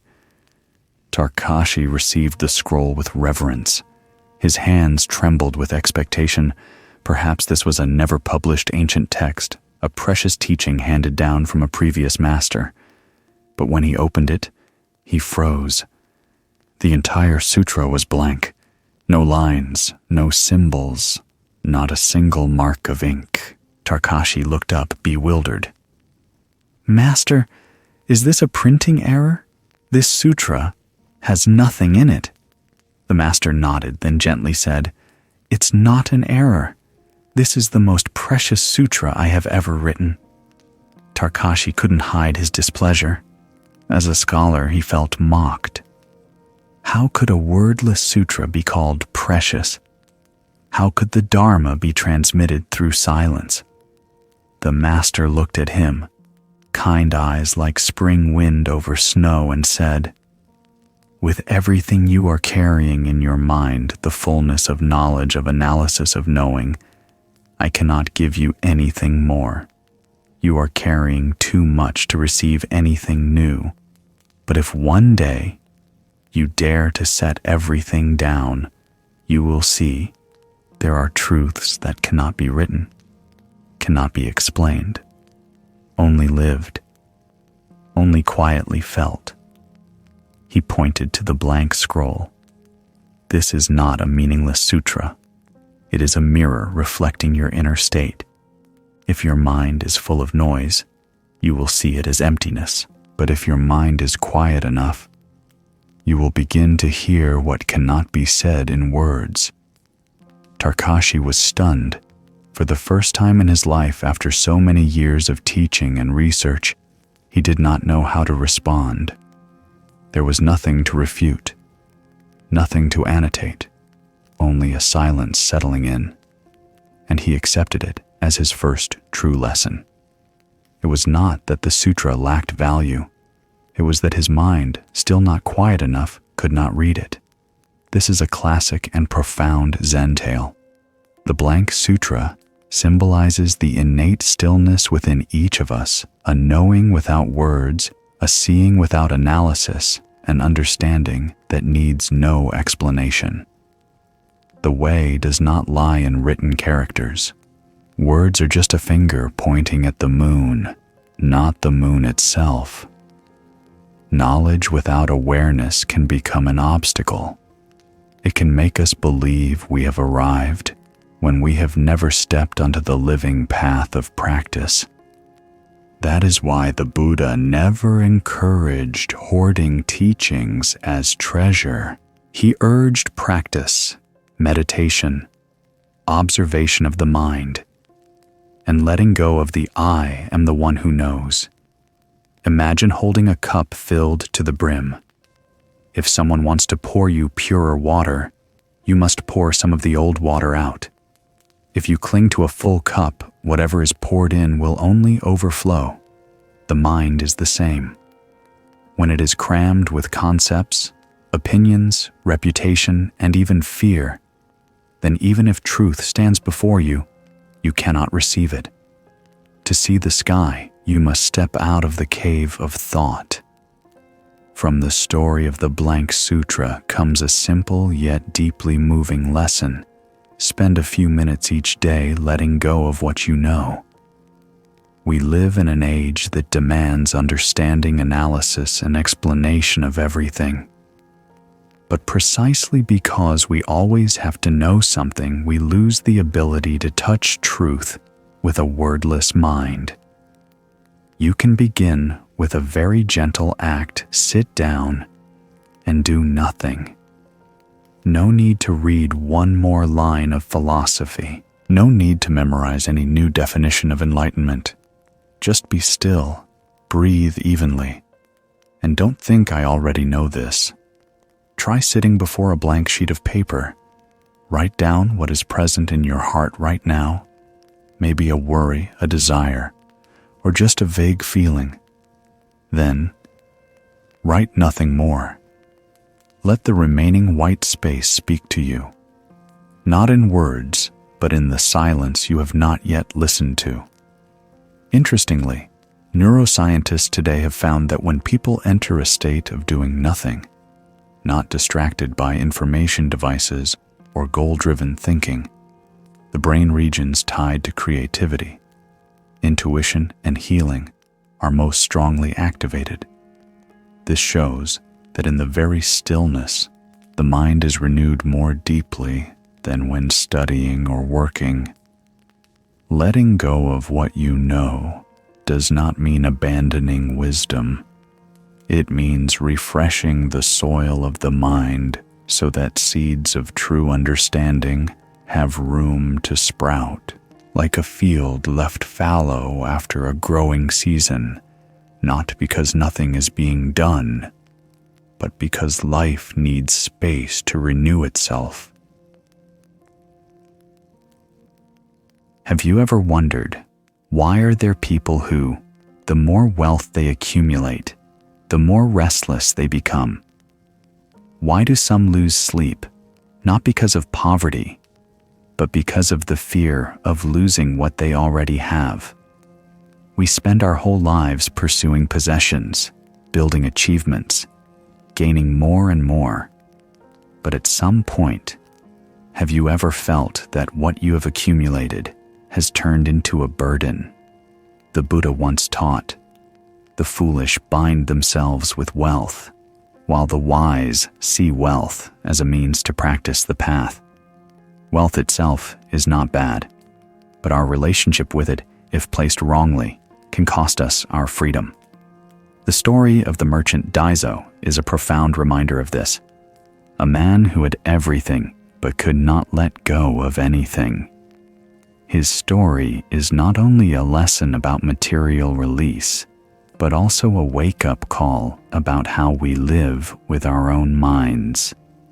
Long ago, in a bustling seaside trading town, there lived a merchant named Daiso. Everyone in the region knew him, not only for his vast fortune, but for his cleverness and sharpness in every business decision.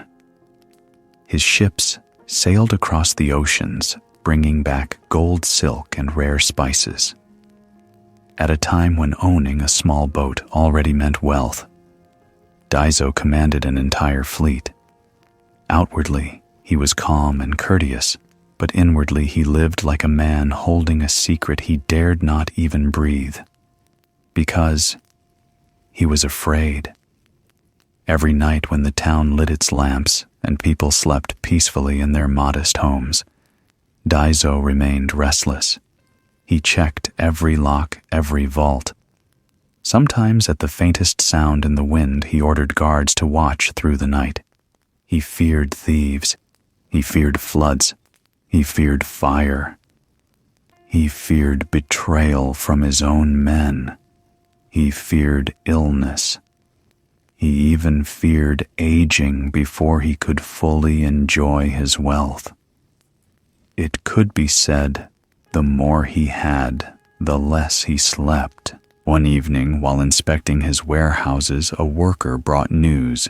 Zen master Dainen, renowned throughout the region, is resting at a small temple on the hill. Normally indifferent to spiritual matters that night, Daiso could not sleep. Something inside him stirred, a vague feeling as if an invitation arose from his very anxiety. The next morning, he dressed in a pale green robe, tucked a small bag of gold inside his garment, and went to see the master. As soon as they met, Daiso spoke directly. "Master, I did not come here to learn the way. I only have one question. How can I keep my wealth and still find peace?" The master gazed at him for a long while, eyes deep like a still lake. Then he smiled. "Tomorrow bring with you everything most precious. Meet me at sunrise." Daiso was puzzled, yet curious. He thought, perhaps I will learn the secret of keeping my wealth while freeing myself from worry. The next morning he returned. A heavy bag of gold hung from his shoulder. His hands clutched deeds to houses and ships. Under his arm were contracts of great importance, his coat stuffed with papers. He was like a walking fortress of possessions. The master led him through a garden along a narrow path to a wooden bridge crossing a swift river. That day the waters surged fiercely. The sea winds shook the bridge. The master pointed across the bridge. Daiso froze. "With all of this, yes, with everything you are carrying." He stepped slowly onto the bridge. It was narrow, just wide enough for one person. With each step it swayed. The wind nearly blew the papers from his hand. The heavy bag of gold pulled him off balance. One paper slipped into the river. He bent to catch it and nearly fell. Sweat rolled down his forehead. His eyes fixed on the planks beneath his feet. He shouted, "Master, I cannot cross with all of this." The master stood calmly on the far bank, voice steady like flowing water. "Then what will you choose to keep?" That question pierced Daiso's defenses like an arrow. He stood still, looked at the bag of gold on his shoulder, looked at the papers trembling in the wind, looked at his feet trembling between two shores. After a long pause, he let everything go. He dropped the bag of gold. He released the papers. He stretched his arms to balance, closed his eyes, and stepped carefully across, bringing nothing with him. When he reached the other side, the master nodded. "It is precisely when you fear losing that you cannot move. But when you release at the right time and the right place, you can go far." Daiso bowed. In that moment, for the first time in years, he felt light. Not because he had abandoned wealth, but because he had just learned how to cross the bridge within himself. The story of Daiso does not end with gold or deeds. It touches something deeper in human psychology attachment. In Buddhist teaching, attachment, or upadana, is the root of suffering. It is not the loss of material things that causes pain, but the bondage of ownership. We do not simply have an object, we let that object define us. When something is lost, it is not just property gone, it is the ego wounded. Daiso is not so different from many of us. Everyone carries a bag tightly strapped to their back, filled with what they believe is essential money, career status, reputation, the belief that I must control everything. But eventually, a sudden bridge, a life crisis, a turning point, what once secured us, becomes the very weight that holds us back. Imagine climbing a steep hill. On your back is a backpack full of jewels. At first, you feel lucky to carry such wealth, but halfway up, your strength fades. Not because the hill is too steep, but because you are too heavy. If you do not stop to unload, you will collapse. Sometimes you must choose keep the treasure or keep your life. The same is true in the spiritual path. Some achievements that once lifted us can, if not released, turn into chains. Some things that once helped us rise will have clung to drag us down. Freedom does not lie in having nothing, but in not letting anything own you. The real question is not, how much do you have? It is how much can you release to go further? And that is the question that leads to liberation. In meditation practice, letting go does not mean abandoning everything but loosening attachment. You can still work, still own property, but not let them dominate your heart. Each morning you can spend 5 minutes in meditation and ask yourself, what am I carrying too heavily today? Recognizing what no longer serves you is the first step of wisdom. Like Daiso, you don't need to throw away everything, only to discern what to keep and what to release. A study at Harvard University found that those who practiced letting go meditation daily, even just 10 minutes, showed a significant decrease in cortisol, the stress hormone, after 2 weeks. Not because life became easier, but because they learned not to carry everything with them. Letting go is not weakness. Letting go is clarity, knowing what is real and what is false. It is understanding that you cannot cross the bridge if you keep clinging to old treasures. In daily life, have you ever felt your mind surrounded by too much noise, not only from outside, but also from within? Endless streams of thoughts, worries tangled together, desires piling on one another. You feel exhausted because you cannot find silence yet. Perhaps you have never stopped to realize silence does not come from trying to shut out every sound, but from creating a space for your mind to breathe. In the Anguttara Nikaya, the Buddha once taught, between two thoughts, if there is a pause, that is where truth can be revealed. Silence is not the absence of sound, but the profound presence of mindfulness. And sometimes it is the pauses between two strikes of the wooden bell, between two breaths, that open the doorway to awakening. The next journey is a small story about a child and the sound of the wooden bell. A simple story, but one that carries a subtle transformation, like the echo of wisdom rising from silence. At the foot of a mountain range covered in deep green pines hidden in the morning mist, there was a small monastery with moss-covered tiles and a courtyard carpeted with fallen leaves. The monastery had nothing grand, no large statues, no golden bells, but it held something few noticed: silence. Nearby, in a modest house at the base of the hill, lived a boy named Min with his mother.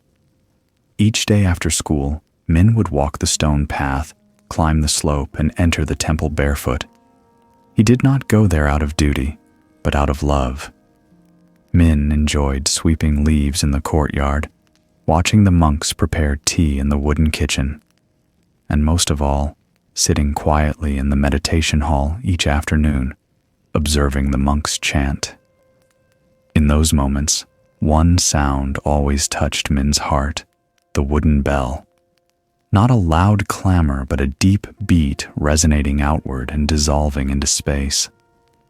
For Min, it felt like the breath of the earth, steady grounding at once sacred and familiar. One autumn afternoon, as the mountain winds grew cool and the monks had left the hall, Min lingered holding a bundle of swept leaves.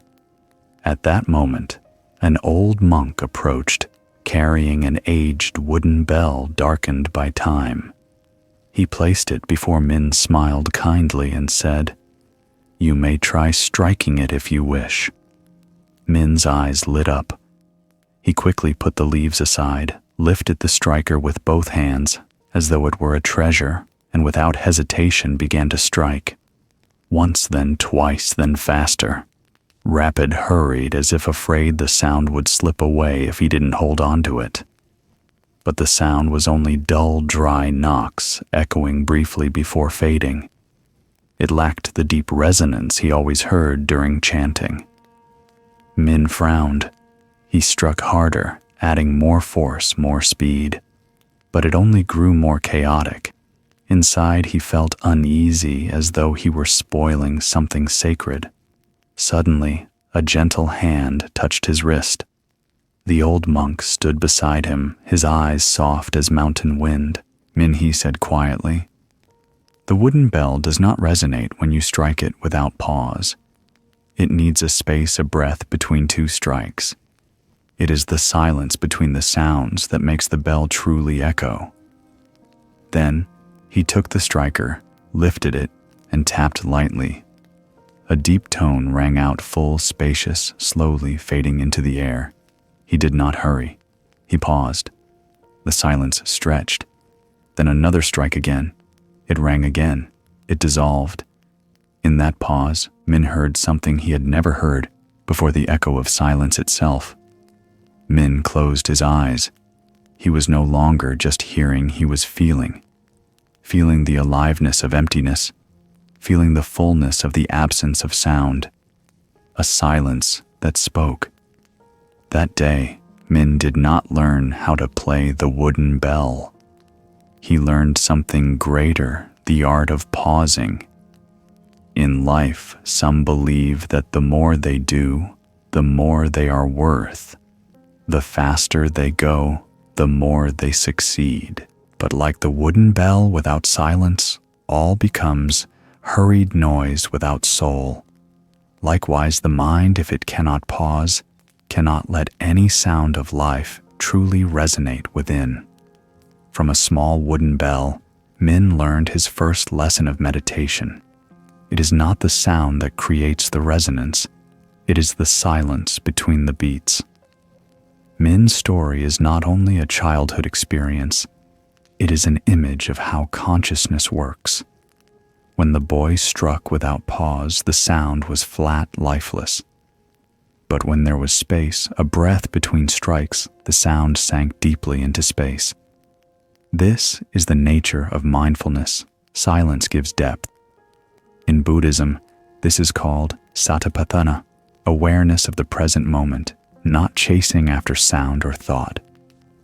When your mind reacts endlessly, you only hear noise. But if you pause, if you observe, each moment becomes a bell of awakening. Imagine your mind as a still lake. When the wind is absent, the water reflects the sky clearly, but when stirred, the image distorts at once. The mind is the same. Only when it truly stops can it reflect the true nature of emotions, suffering, and the peace within. Stopping is not escaping, it is seeing. Not giving up, but listening. In each pause, you see clearly what is really happening inside. And from there, you are no longer carried away. Min's awakening did not come through theory, but through a pause. The most important teaching from his story does not lie in the sound of the bell, but in the silence between the strikes. Silence in Buddhism is not meaningless emptiness, it is fertile ground where wisdom sprouts. Between two heartbeats, two breaths, two moments of busyness, it is in that pause where truth appears. We live in an age where doing more thinking, more speaking more, is praised as productivity. But the faster we chase that rhythm, the further we drift from clarity within. Some questions in life cannot be answered by adding more effort. They are only revealed by pausing. Practicing mindfulness does not need grand beginnings. Just sit quietly for 3 minutes in the morning before turning on your phone. Just take 3 slow breaths before entering a meeting. Just listen to the sounds around you before replying to a message. These small pauses repeated are where wisdom begins to speak. Science, too, has confirmed what monks have known for millennia. A Harvard study found that 10 minutes of silent meditation daily for 8 weeks significantly reduces stress hormones and increases activity in brain regions that regulate emotions. The brain, too, needs rest to work deeper, clearer. Silence is not absence. It is the doorway to full presence. And the wonder is that doorway is always there, waiting for you to pause and step through. Silence is the condition for resonance. On the path of practice and in everyday life, some people suffer because they are too impatient. They plant something good and the next day already expect to reap a wholesome result. They try to improve themselves, but after only a few days without results, they lose heart.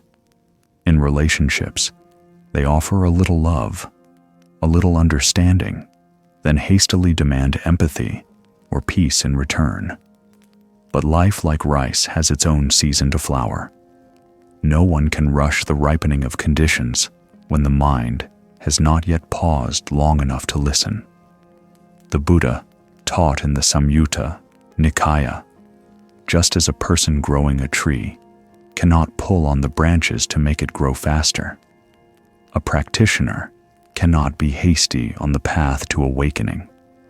If you feel life isn't going according to your wishes, ask yourself, are you pulling on the rice shoots to make them grow? The following story is a deep illustration of that. A small story that opens onto a great truth. The story of Hiroshi and the rice plants. Hiroshi was a boy living with his grandfather in a small village hidden in distant mountains. There were no supermarkets, no paved highways, no glittering lights at night. Yet each dawn as the sun edged over misty green peaks, the whole village woke with the breath of heaven and earth. The first sounds were not alarm clocks, but water trickling into the paddies, a lone rooster crowing far off, and footsteps pressing into soft, wet ground. Everyone was bound to the rice fields. Terraced paddies curved along the hillsides like quiet, persistent green ribbons. Hiroshi grew up with such seasons of rice. He learned to transplant seedlings before he was as tall as an adult's waist. He knew the smell of earth after the first rains and the joy of seeing the first sprout push up through the mud. After that planting season, his grandfather gave Hiroshi a small plot, just enough for a boy to tend. "This is your first season," he said, eyes gentle, like the morning sun. care for it as you would your own patience. Hiroshi sowed the tiny grains with clumsy but eager hands.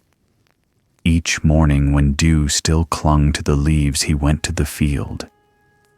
He watched the little clumps stretch in the sun and imagined the day not far off, he thought, when they'd become heavy seed-laden stalks like his grandfather described. But a few days later, Hiroshi grew restless. Why were the plants only a handspan taller? Why didn't they grow faster like he imagined? He began to suspect maybe the soil wasn't good, maybe there wasn't enough water, or was there something he hadn't done? That thought swelled in a child's heart, wanting everything to happen quickly. The next morning, Hiroshi did something he believed would help the plants. He gently held the tips and pulled them up a little. Seeing the tips lengthen, he felt overjoyed. I did the right thing, he told himself. The next day, he repeated it, this time with all the plants in the plot. Patiently, he pulled each one up a little, just lightly, as if helping them reach higher. By noon, sweating under the sun, Hiroshi stood in the field and smiled. Now they'll certainly grow fast. But only 2 days later, when his grandfather came with him to see the plot, what Hiroshi saw left him silently stunned. The rice plants, once green and upright, were now bent yellowing. Some had begun to wither. The small field looked as if its spirit had gone. His grandfather, always gentle, stood looking for a long time without a word. Hiroshi turned, voice choked. "Grandpa, I only wanted the plants to grow faster." Grandfather sat down and placed a hand on his shoulder, warm and steady like an old tree's trunk. He did not scold. He spoke softly in the slow voice of one who has lived through many seasons. "You can tend, water, and weed, but you cannot make a plant grow according to your will. A plant needs time. Sometimes the best thing we can do is be patient and trust the season." Those words were like another seed planted not in the paddy, but in Hiroshi's own heart. For the first time, Hiroshi didn't try to fix anything. He didn't blame. He simply sat beside his grandfather, looked at the broken stalks, and quietly understood something that no book had ever taught him. Years later, Hiroshi became a skilled farmer, his fields always healthy harvests, steady.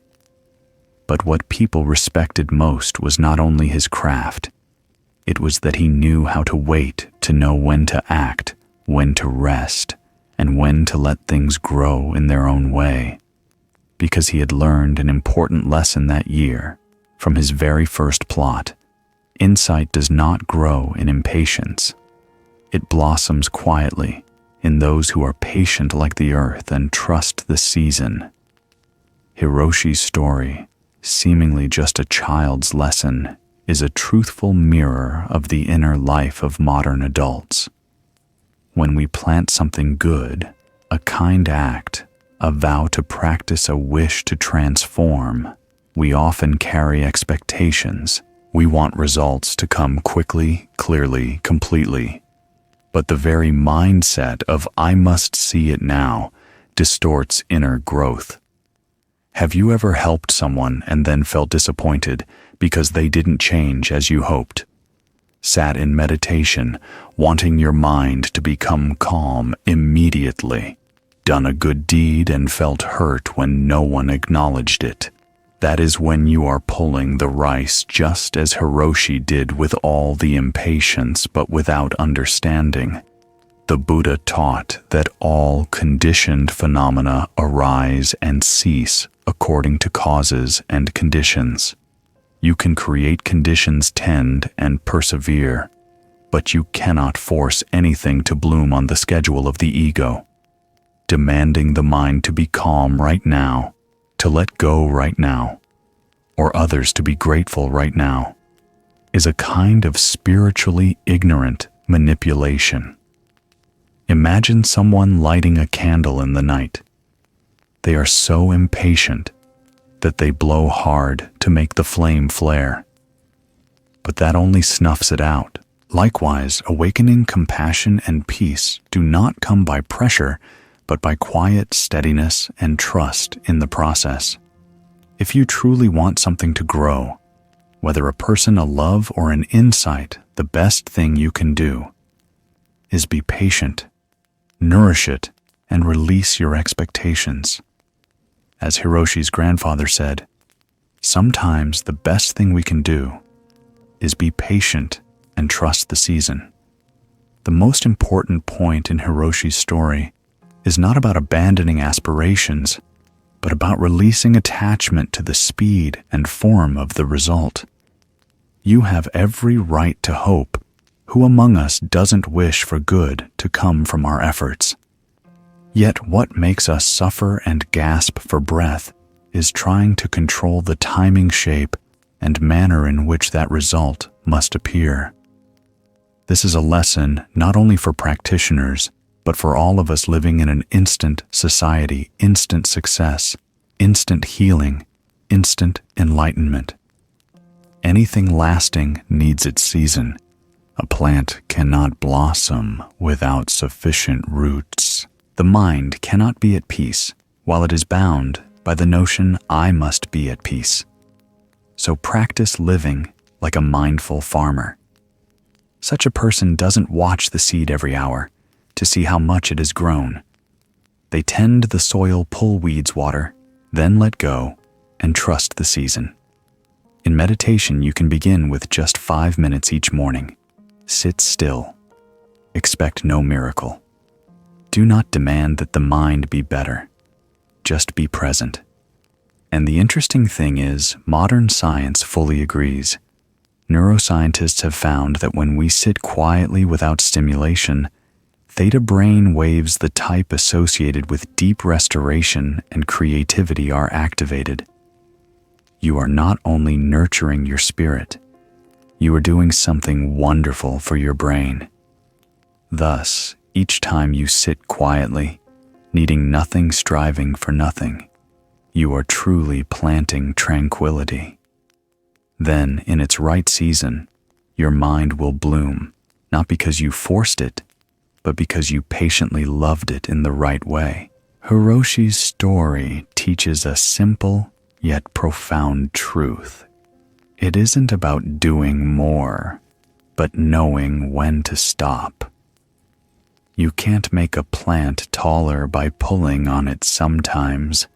All that's needed is to stand by the field with a quiet, patient heart.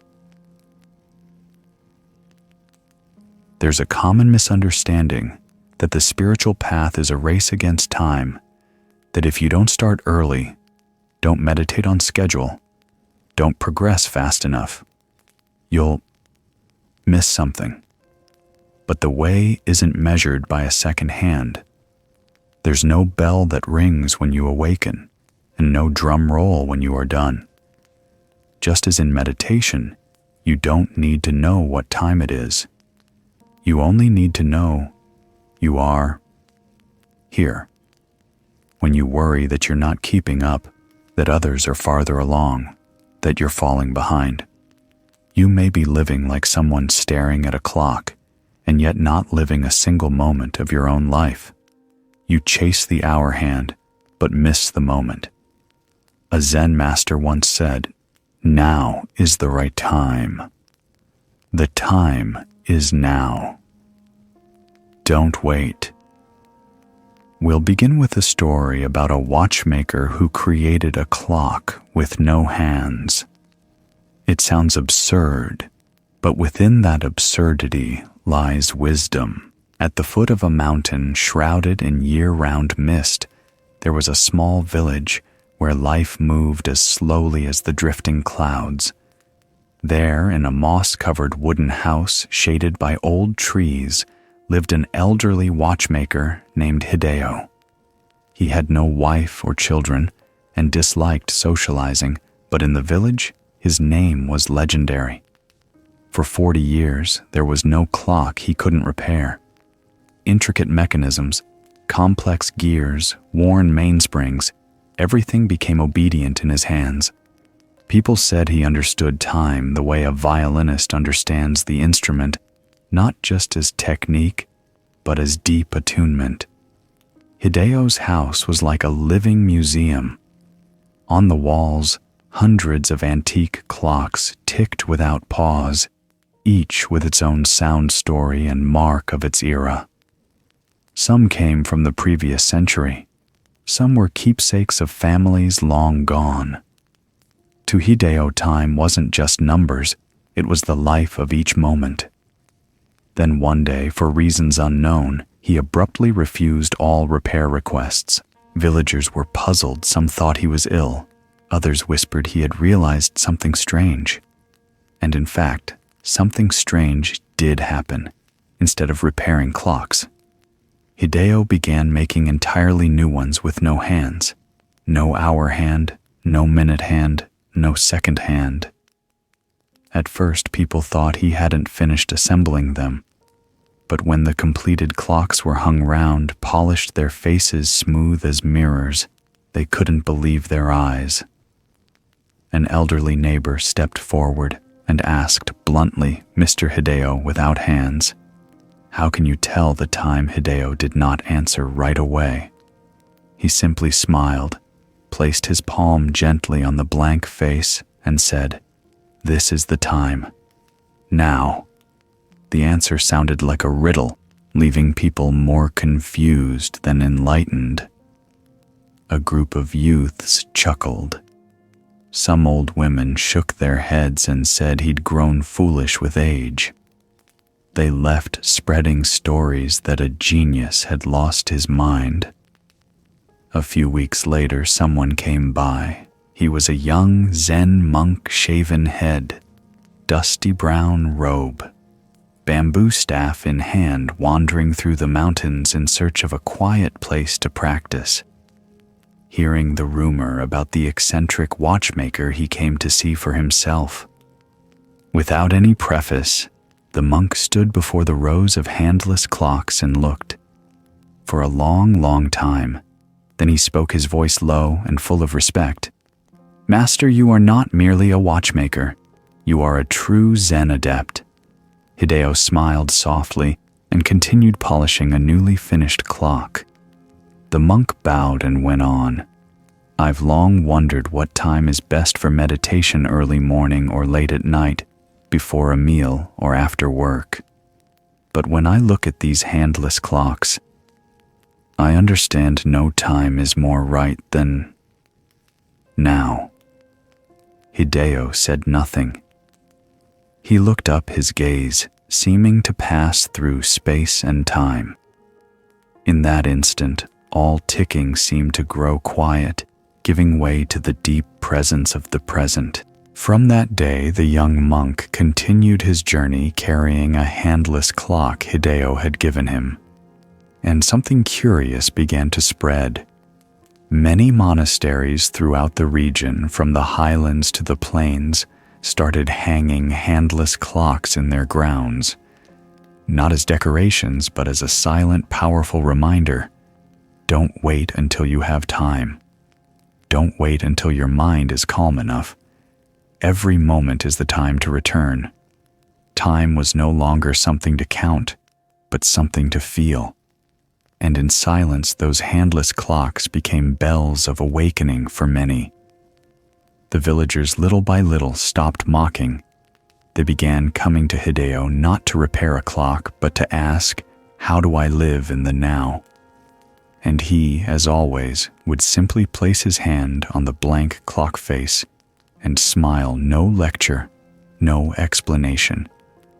He knew when people ask, the seed has already begun to sprout. That was the quiet legacy of a craftsman, one who touched time not with metal, but with awareness. Hideo's story is not really about clocks, it is about the mind. The handless clock's seemingly useless mirror, the deepest habit of modern life, living by schedule, not by the present. We often treat time like a whip, prodding, forcing, measuring worth. But in Zen, time isn't something to chase. It's something to be steeped in with awareness. A person might sit 2 hours each morning, but if the mind is calculating deadlines, replaying yesterday's meeting, or worrying about an unsent email, those minutes are not meditation. Meanwhile, a single complete breath, a single moment of full presence can be profound meditation. Hideo's handless clock symbolizes this powerfully. It doesn't tell you to forget time, but reminds you that the only moment you can truly live is now. Not when everything is perfect. Not when you feel ready. But right this moment with all its imperfections. Imagine you're very thirsty. In front of you is an empty glass, but instead of pouring water, you keep asking, what time will the water fill itself? And you wait. You overlook the truth. The glass is ready. Just pour. Your mind is the same. If you keep asking, when will I be calm enough to meditate? When is the right time to let go? You are postponing the very beginning. The Buddha taught mindfulness is the path to true life, and mindfulness can arise only at one time, the present. Not yesterday, not tomorrow.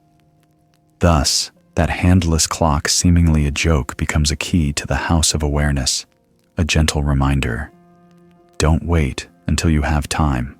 Now is the time. From Hideo's story, the most precious thing we can carry into life is this: stop waiting. Don't wait until you have time. Don't wait until everything settles down. Don't wait until the weekend to touch the quiet within. You don't need the right time, you need the right mind. Many of us live as if life is ahead of us when work is done, when the kids are grown, when I retire, when I'm good enough. Then I can practice, heal, truly live. But life stays busy. If you wait, you'll wait forever. Practice begins with something very small. The next time you look at a clock, instead of only checking the hour, ask yourself, at this time, am I truly living? You don't need to answer out loud. Just let the question wake you up and bring you back to this moment. Scientifically, a well-known Harvard study shows that people who can be fully present with what they're doing, washing dishes, walking, talking, are nearly 47% happier than those who are frequently distracted. In other words, simply by stopping the mind's wandering and returning to the present, happiness rises by almost half. And to do that, you don't need an expensive clock, a long retreat, or even a quiet space. You only need to show up right now.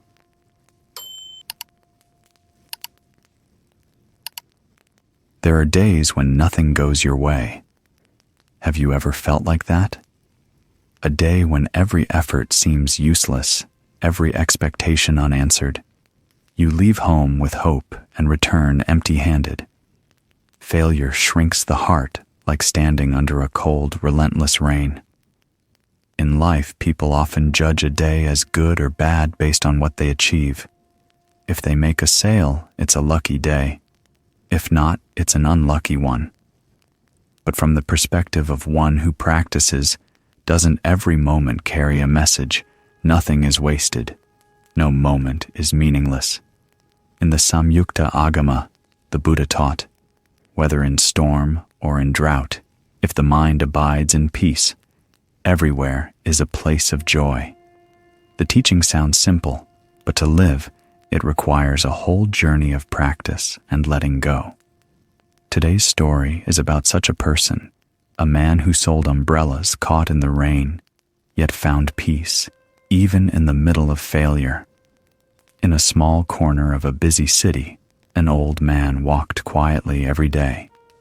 No signboard, no stall, No advertising cries, only a bundle of worn umbrellas and feet that knew every alley, every paving stone. His name was Yuji. People called him the old umbrella seller with no shop. No one knew where he came from or where he lived. Yuji had no store, no cart, no display stand.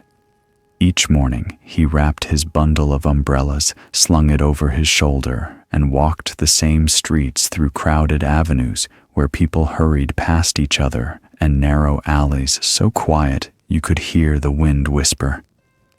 Yuji never called out to anyone. He simply walked, his eyes observed but without expectation, as if he was waiting for something nameless. That day the weather was unusually fine, the sky so blue it could be a mirror.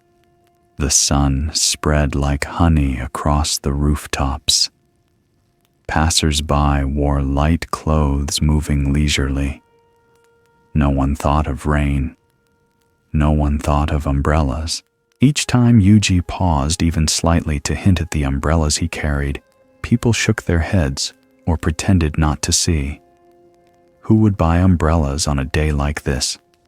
Morning passed in sunshine. Afternoon as well. Yuji hadn't sold a single umbrella. His stomach began to protest, but he didn't stop. He simply kept walking his pace unhurried. Unhurried, because he wasn't chasing anyone. As the sun slipped behind tall buildings, Yuji stopped at a small crossroads. The wind rose. Flyers skittered along the pavement. And then without warning, the sky opened. Not a drizzle, but a heavy downpour pouring down as if the heavens had been holding back all day. People panicked. High heels stumbled across sidewalks. Office workers huddled under awnings. Shopkeepers slammed doors shut. Everyone scrambled for shelter. Only Yuji did not run. He stood there, at the intersection in the chaos of people under the merciless rain. He slowly opened one umbrella, not the oldest, but the best in his bundle. Deep indigo fabric light yet sturdy wooden frame, a handle worn smooth with years. The umbrella spread wide, covering his shoulders. And then he simply stood. No shouting, no hawking, no pressing an umbrella into anyone's hands. He just stood there like a tree that already knows the season of rain will come. On his wrinkled face was a smile, not the smile of victory, as if he had finally made a sale, not pity for those caught wet. It was a strange smile, the smile of someone who wasn't wet, who didn't need to hurry, because he had been ready. A few people began to notice. One approached shivering and asked to buy. Yuji nodded wordless. He handed over the umbrella, then quietly opened another. Each person who came received one. No rush, no fuss, no extra words.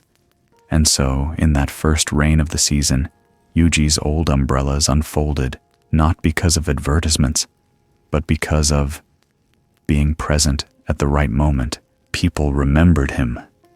Not because his umbrellas were fine, but because he was the only one not wet. While others prepared only for sunny days, he patiently carried umbrellas because he trusted the rain, though unseen, would still arrive. And in this hurried world, perhaps that is the quietest lesson about trust preparedness and the art of presence. We often measure the value of a day by what we accomplish. Did we make a sale? Did we meet our goals? Did someone acknowledge us? If the answer is no, we call it a bad day. But Yuji was different. To him, a day without selling a single umbrella was still a good day, because he wasn't wet, because he had an umbrella and knew when to open it. What made Yuji special wasn't the umbrella, it was his way of living. When no one bought, he didn't complain. When the rain came, he didn't curse. When others ran in panic, he stood still and smiled. That wasn't resignation. It was a quiet kind of strength. The strength of a mind not conditioned by circumstance. In Buddhism, this is called adapting, without being swept away, being flexible with conditions, yet not letting the heart be dragged. Yuji couldn't control the weather, but he didn't need to. He only needed to know when to open his umbrella. A small act, but carrying a universe of Zen, no forcing, no avoiding, no impatience, no resentment. Imagine walking by a river in flood. The current rushes, storm clouds gather. A fisherman calmly casts his net. Someone asks, "Why don't you return to shore?" He replies, "I can't stop the river, but I can choose not to be swept away." That is Yuji's spirit. The sky may rain, people may run, but he chooses not to be wet. Perhaps in life, what matters most is not how much we can control, but how much peace we can keep when we can't control anything at all. Acceptance is not surrender. It is wisdom seeing that while we can't always control what happens, we can always control how we respond. True peace doesn't come from everything going right. It comes from keeping the heart steady, even when everything goes wrong. In Buddhism, this is the spirit of impermanence. Everything changes, even what seems fixed. Today, sunshine. Tomorrow, rain. Today, people listen. Tomorrow, no one cares. But what doesn't change is the practice mindfulness awareness and not letting the heart be entangled in gain or loss, praise or blame. Yuji's story, the umbrella seller with no shop, no words, illustrates this vividly. He didn't curse the sun because no umbrellas were sold. He didn't celebrate recklessly when the rain came. He simply opened his umbrella and stood still, not wet. According to a Yale study, those who practice mindfulness regularly reduce anxiety and negative reactions by up to 40%. Not because their lives are easier, but because they don't fight the rain. They learn to carry an umbrella. So when life pours rain on you, how will you respond? Will you curse the storm? Or will you open your umbrella, slow your steps, and smile at the sky unraveling above Yuji's story? Reminds me of something profound. Nothing lasts forever, not even the rain. What remains is not what you lost, but what you kept peace in the heart. Have you ever felt like you were trying to hold on to something, yet the harder you held, the farther it slipped away? It might be a loved one, an outcome, a relationship, or a fixed belief you refuse to let change. You clutch it tightly, as if letting go would mean losing everything. But some things, like water in the palm of your hand, the tighter you grip, the faster it slips through. The Buddha once taught, "Nothing brings more suffering than clinging." We do not suffer because of loss, but because of the refusal to accept loss. We do not suffer because of circumstances, but because we demand that circumstances follow our will.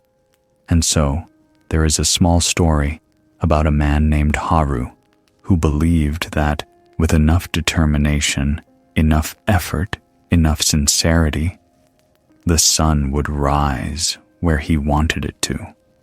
On a hillside far from the village where few people ever passed, stood a small wooden hut home to an old man named Haru, who had lived alone for many years. No family, no neighbors, and no one truly knew why he chose such solitude.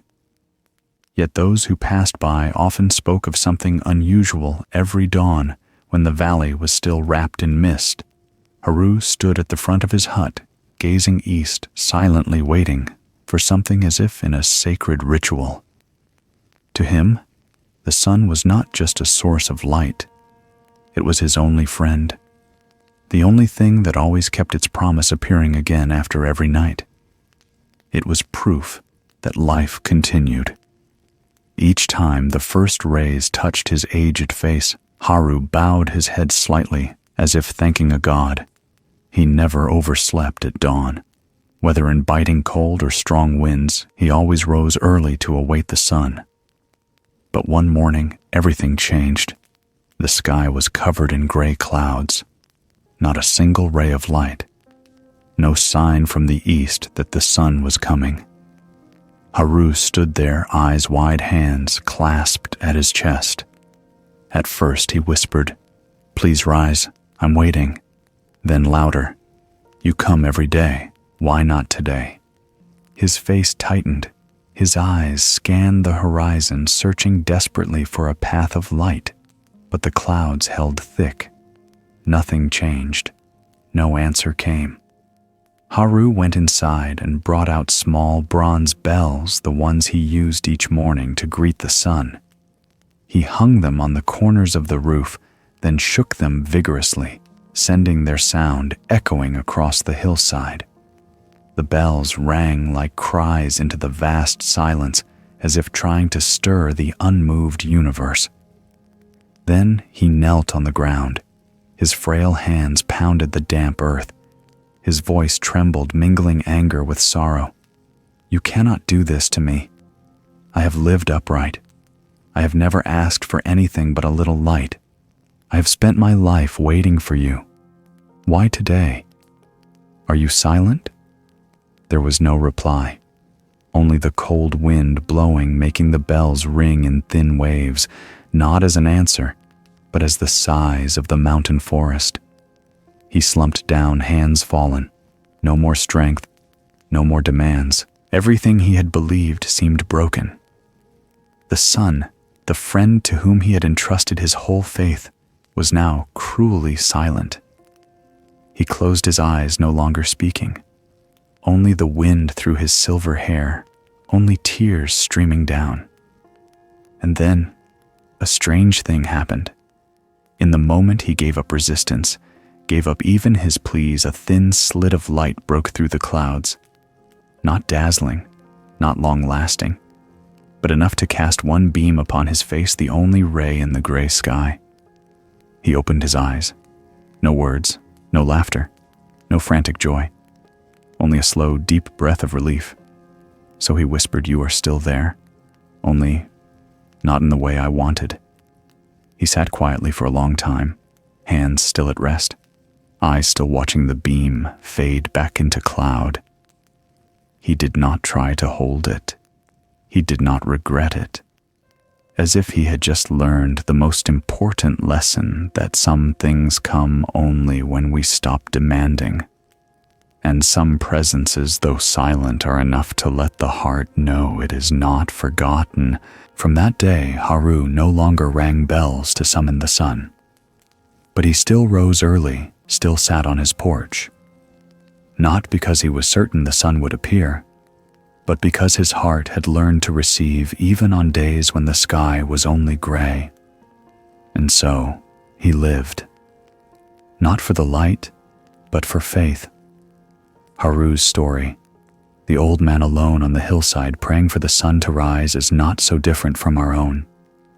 How many times in life have you believed that if you just tried hard enough, lived kindly enough, prayed earnestly enough, then things would unfold exactly as you hoped? And when they didn't, you felt angry, disappointed, even doubted the universe itself. We often mistake that if we are good enough, life will be kind in return. If we are sincere enough, the outcome will match our wish. But like the sun, its light did not come because Haru begged. It came when the time was ripe. It does not obey commands it cannot be controlled, and it does not appear out of pity for human tears. In Buddhist teaching, this is called impermanence anicca and non-self anatta. All things are in constant change, and those changes are not subject to the control of the self. The sun rises, the wind blows, people come and go, all unfold in their natural flow, independent of anyone's will. You may rise every morning to await the light, but you cannot order it to appear. The only thing you can do is be ready to receive it. Like Haru, only when he released all cries and stopped trying to control did a sliver of light appear. Not dazzling, not lasting, but present and enough. Letting go in Buddhism is not surrender or hopelessness. It is an act of wisdom, recognizing that truth, even unwelcome, must be accepted. Like a door you keep pulling, yet it will not open because it needs to be pushed. When you pause, observe, change your approach. The door opens effortlessly. Life is the same. Often peace comes not from doing more, but from releasing more. Releasing expectations, releasing control, releasing strain, and instead being present in reality with open hands and a ready heart. For sometimes, like Haru, what you seek is still there, only not in the way you wanted.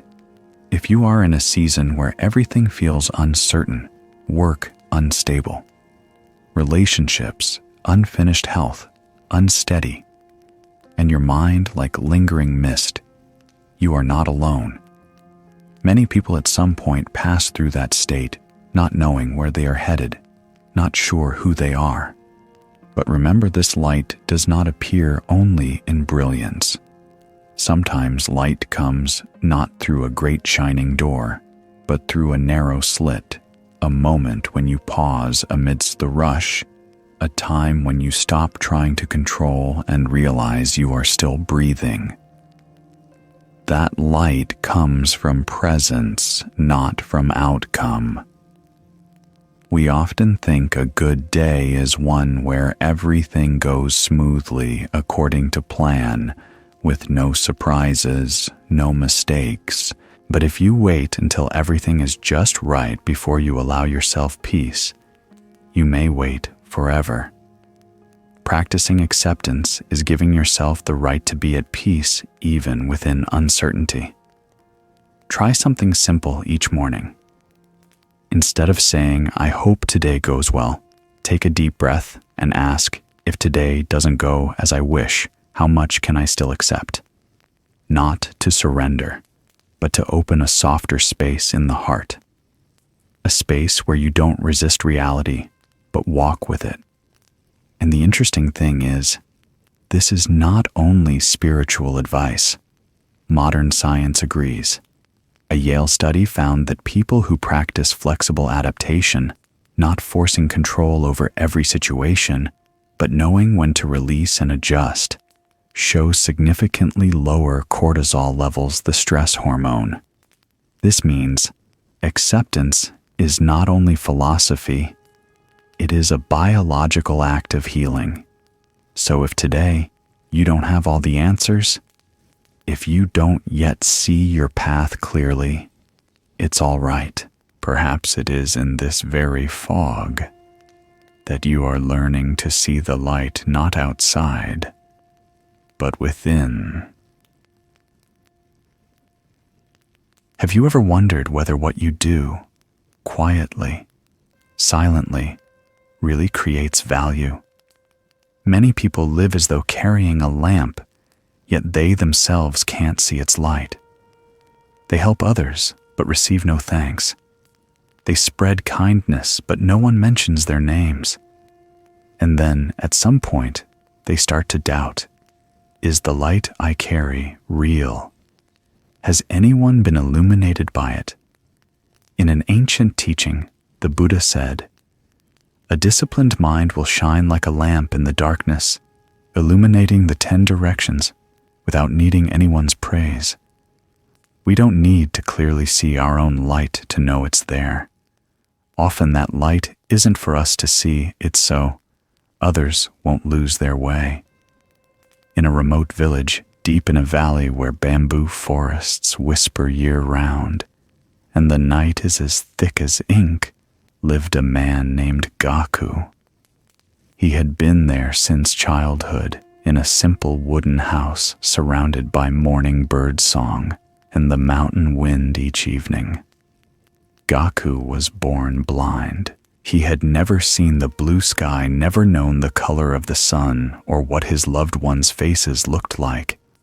Yet everyone who met him sensed a strange light, a light that didn't come from the eyes, but radiated from the inner being of someone calm, compassionate, and humble. Gaku lived alone, but he wasn't lonely. He often helped travelers who lost their way, shared his simple meals with poor children in the village, and sometimes just sat in silence, listening to the bamboo creak in the wind as if he could hear the earth's confidences. One night, Gaku received word that his cousin was gravely ill. Without hesitation, he put on a cloak, took his cane, and reached for the old bamboo lantern hanging behind the door. That night, there was no moon, no stars, only a dense cold darkness that swallowed every path. Wind hissed through the roadside bamboo like the sighs of ancient spirits. Gaku lit the lantern, placed the small candle inside, and carefully grasped the bamboo handle. In the flickering light, he began crossing the hill. His steps were slow but steady, as if each one had been etched into his body's memory after so many years of living with darkness. After a while, he heard hurried footsteps ahead, and a young man stopped surprised to see him. "Sir, are you blind?" Yes, Gaku smiled, his voice low and warm like a temple drum sounding in the night. "Then, why are you carrying a lantern? You can't see the road," the young man asked, not in mockery, but in genuine confusion. Gaku turned his head slightly toward him and replied, his voice as calm as a windless lake, "I don't carry the lantern to see the road. I carry it so others can see me. In this darkness, if I have no light, someone might bump into me by accident. But when I carry a light, I not only protect myself, I also help others avoid a collision." The young man stood still. The night wind passed, but for a moment the world seemed to pause. He bowed his head and quietly said, "Thank you. I had never thought of it that way." Then he turned down another path, something lingering in his eyes, perhaps an awakening, perhaps a gentle shame. Gaku continued on. Each step was unhurried, yet rooted as if with deep roots in the earth. The small lantern he carried couldn't push back the darkness of the whole hill, but it was bright enough to light a few steps ahead. And strangely, it also lit the hearts of those who passed by like a gentle reminder that light isn't always to show us the way. Sometimes, it's so we don't become darkness for others. Gaku's story has no climax, no dramatic twist. But in its simplicity, it leaves a resonance like a bell sounding in the mind. A man who cannot see yet brings light to others. A man who doesn't know the sun's appearance yet understands the value of light better than many who can see. Perhaps this world needs more lamps like that, not to illuminate someone's entire path, but to remind us, walk with light, not just for yourself, but for those quietly traveling through the long night beside you. The story of Gaku, the blind man carrying a lantern through the night, is not merely a lovely anecdote about caution. It is a subtle metaphor for mindfulness and loving kindness, two precious qualities of an awakened life. Gaku didn't need light to see the road. He was used to the dark. But he still carried a lantern, not to serve himself, but to avoid harming others. In that moment, Gaku, though sightless, became a keeper of light for those still fumbling in the night of ignorance. Many people in modern life are like Gaku. They don't seek praise. They don't demand recognition. They don't need to be seen. Yet they live fully with a quiet light, the light of goodness, kindness, and unconditional compassion. It might be a mother patiently reading to her child each night with no video to post online, a nurse staying up to care for patients in recovery, unknown, unnamed, yet giving with a whole heart.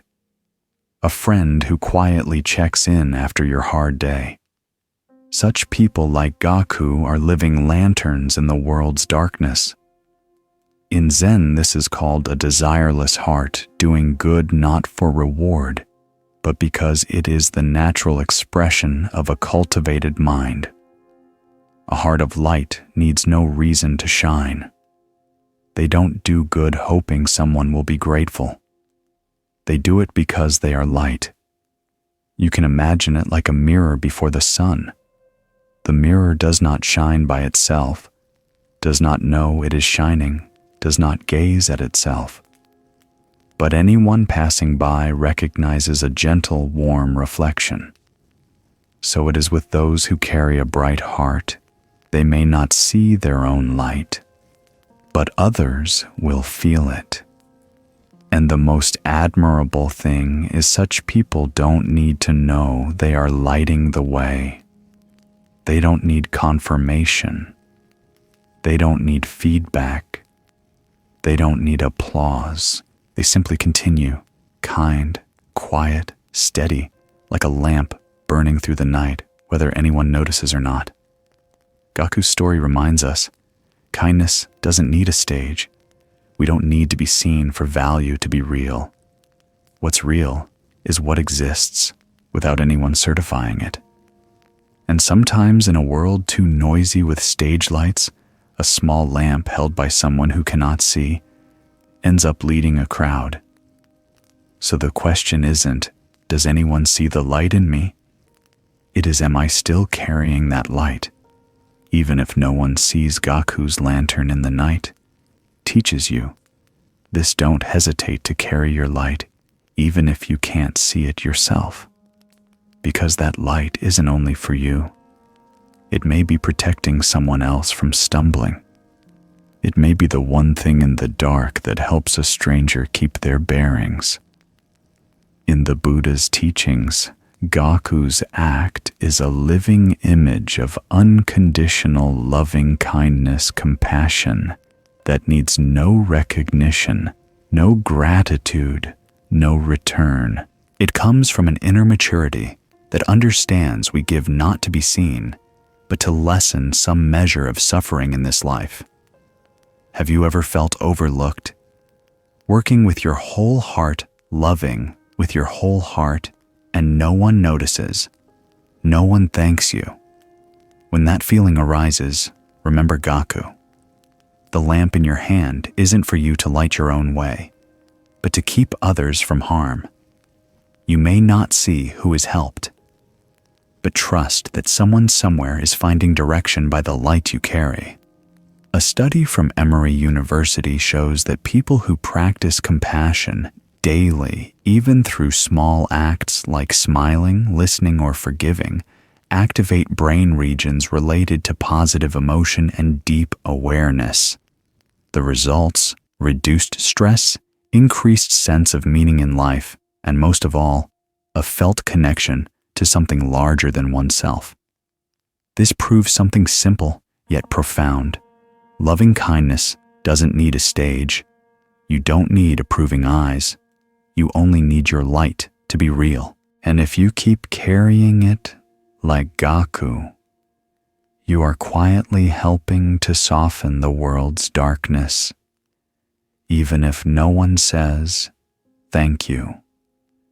So next time you feel unseen, ask yourself instead, is someone being guided by what I cannot see?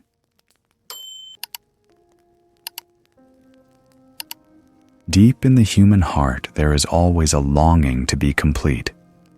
But what does enough mean? When you have one house, you want two. When you have two, you want three. When 100 people gather around to cheer you, a corner of your heart still feels empty. The question never ends. Is it enough yet? And that question itself wears us out, confuses us, and pulls us away from peace. The Buddha once taught in the Anguttara Nikaya, there is no pleasure greater than contentment. Contentment isn't giving up on dreams, it is knowing where to stop. When you chase more, you are pursuing a shadow that never stands still. But when you know enough, you return to yourself. Enough is not a number. Enough is a state of mind. Long ago, in a prosperous kingdom, nestled between deep green mountains and fertile plains, there was a king praised as one of the richest and most powerful. His palace floors were laid with rare marble ceilings, inlaid with gems, walls hung with silk paintings by masters from distant lands. Gold and silver, fine silks, feasts, and music filled all 4 seasons without end. And yet, amid all that luxury, there was one thing that kept the king awake night after night. Though he had touched everything people could dream of, there remained a strange emptiness inside him, a nameless sense of lack. Each time he tried to fill it with another party, another treasure, another victory. That feeling retreated, but never disappeared. One early morning, before the sun had slipped through the stained glass windows, the king awoke from a restless sleep. He sat up, put on his robe, and summoned the oldest counselor in the court, a man regarded as supremely wise, who had served through 3 reigns. The king looked him in the eye and asked, unable to hide his weariness, "I have everything, so why don't I feel it's enough?"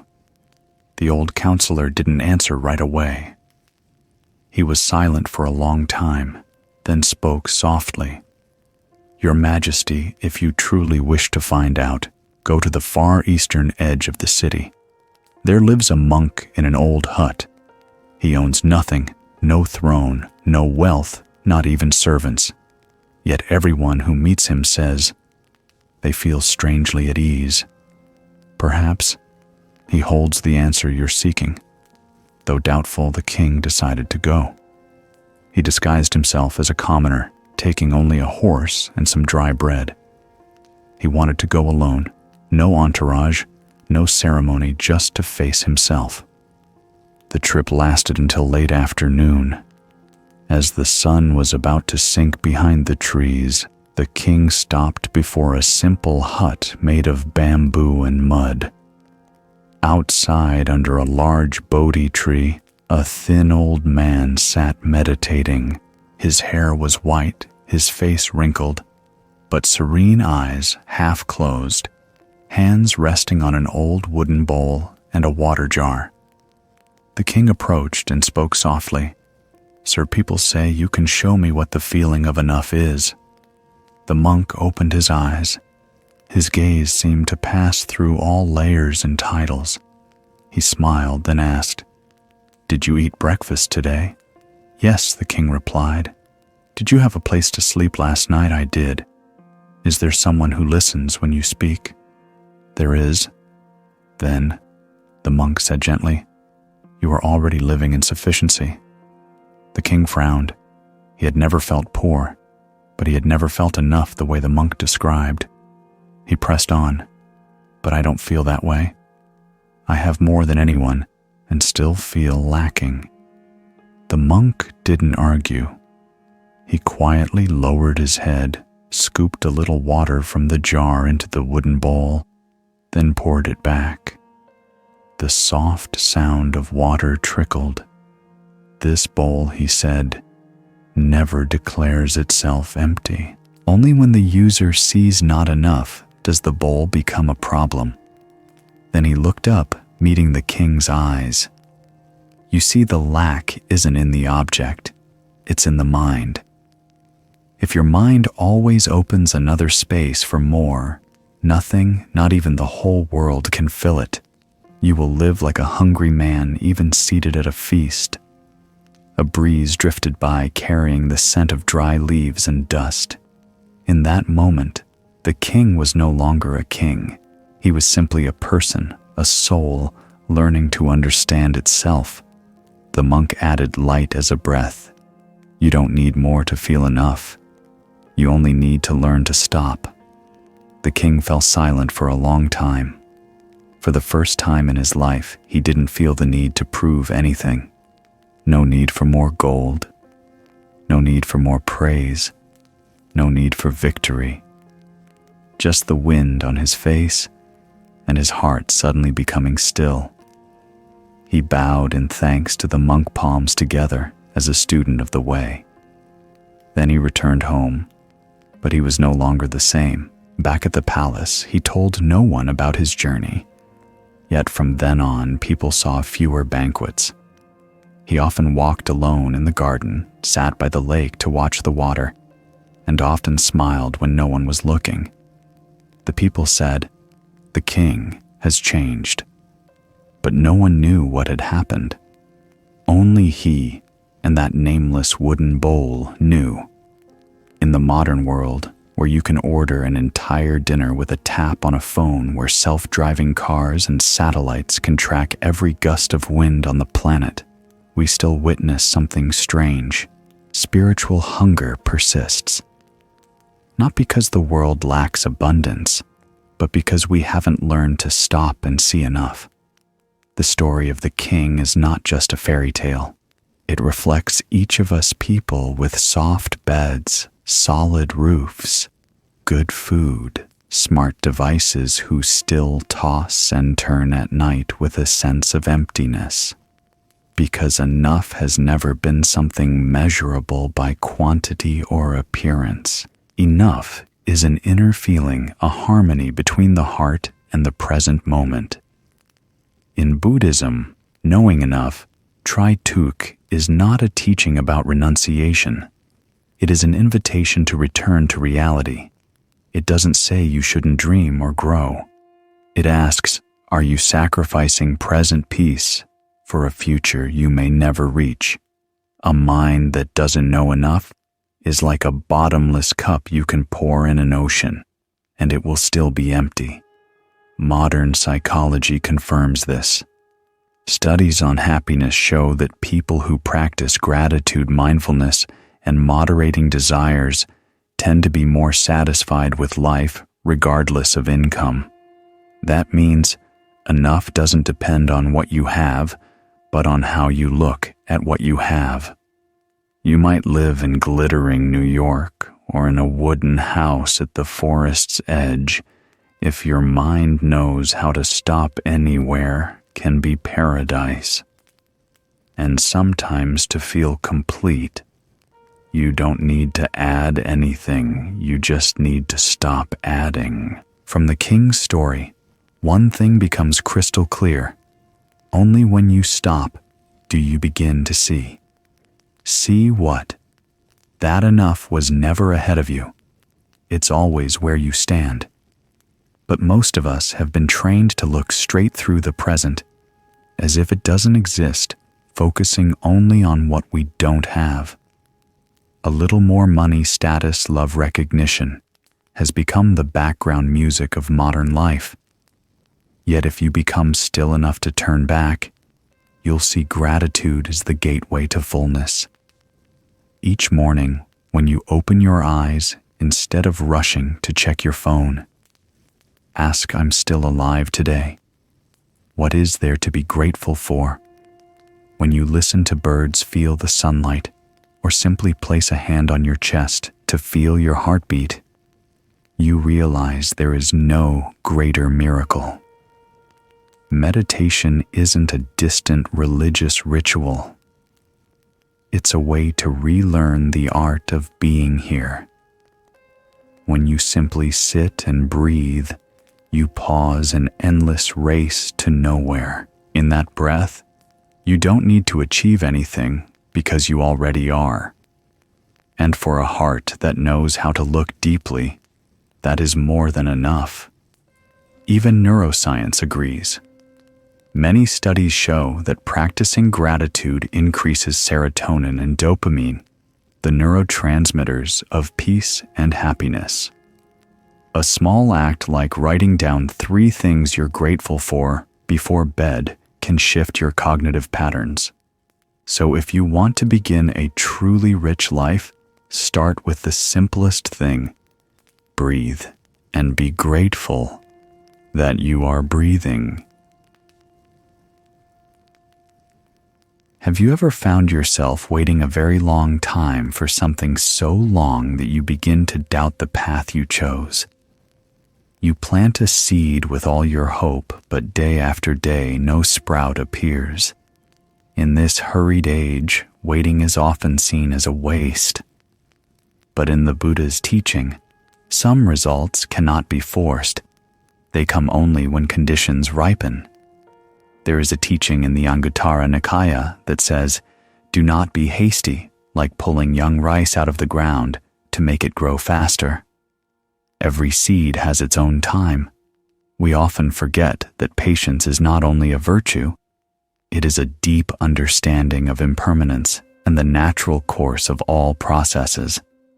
What is to come will come when causes and conditions are sufficient, no sooner, no later. The following story about a farmer named Eiji will bring you back to that simple wisdom, the wisdom of patience and trust in nature. At the foot of a mountain, veiled in mist, year-round, was a small village where life moved as slowly as a headwater stream. In that village lived a farmer named Eiji. Quiet, reserved, with eyes that always seemed to be listening to something deep within the earth. People knew Eiji not because he was wealthy or owned vast fields, but for something far simpler: patience. While other farmers planted fast-growing rice, radishes, and potatoes, anything that could be harvested in a few months, Eiji did something the whole village found strange. He spent an entire first year preparing the soil for a plant. Few people knew rare moso bamboo, famous in distant mountain regions. The curious thing about this bamboo is that it doesn't break the surface for 5 years. In the first 4 years, no matter how you water, fertilize, or mound the roots, the ground remains bare as if you had planted nothing at all. The day Eiji began turning, the soil neighbors whispered. When they saw him tending a plot with no crops, they laughed. Someone half joked, "Are you planting faith? Because I don't see a thing." Another clicked his tongue. "If he'd planted potatoes on that land, we'd have eaten our fill for several seasons by now." Eiji didn't respond. Each morning, he went to that field, bending to pour water gourd by gourd, clearing patches of weeds. He worked with the quiet of someone in prayer, no show, no noise, needing no one's understanding. The first year passed. The ground was still flat. No leaf, no shoot. The second year, then the third, still nothing changed. At times, he himself began to doubt. Maybe I chose the wrong bamboo. Maybe the seeds were bad, or maybe I was wrong from the start. Yet even through restless nights, he continued each morning. He bent over the empty earth as if beneath it lay a secret only time would reveal. The 4th year came and went. The village children played in the field, sometimes running past Eiji's plot and asking Mom, "What is that man planting dirt?" The adults laughed. "He's probably planting patience." Then, early one morning in the 5th year, with dew still on the grass, Eiji went out as usual. But that day, his eyes stopped for a long while on a tiny point. In the quiet plot, at last, a shoot the size of a fingertip had emerged, green, tender, fragile, yet shining like the first thread of hope after a long winter. A week later, the shoot reached his knee. 2 weeks later, it was taller than a person. A month after that, A cluster of bamboo soared as if touching the sky. In just 6 weeks, the grove rose to nearly 30 meters. Villagers came to see, astonished. Those who had mocked him now stood silent. An old man asked Eiji, "Did this bamboo grow in 6 weeks?" Eiji smiled, eyes gentle as the wind. "No, it grew in 5 years and 6 weeks. For the first 4 years, it was busy growing roots beneath the ground." No one said anything more, because everyone understood. Greatness doesn't come from what can be seen right away. It comes from what is quiet, steady, and persistent, even when no one sees, no one believes, no one praises. From then on, Eiji's story was told as a village legend, not about bamboo, but about life. Because in each of us, there is a plot of earth waiting to be sown. But not every seed sprouts at once. Some dreams need time. Some hearts must endure years of waiting before blooming into their most wondrous form. In today's world, where everything moves fast and people often expect instant results, Eiji's story rings like a profound reminder of the value of patience and the unseen power of what is quietly happening beneath the surface. Many look only at the moment when the bamboo shoots up in 6 weeks, unaware that its roots have been driving deep for 5 years. This is the very nature of the law of cause-condition effect in Buddhist teaching. In the Dharma cause, Nhan is the seed.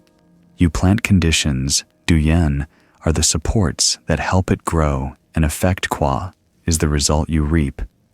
But in today's society, we often care only about the effect with little mindfulness for the cause we've sown, or the patience to wait for the right conditions to arrive at the right time.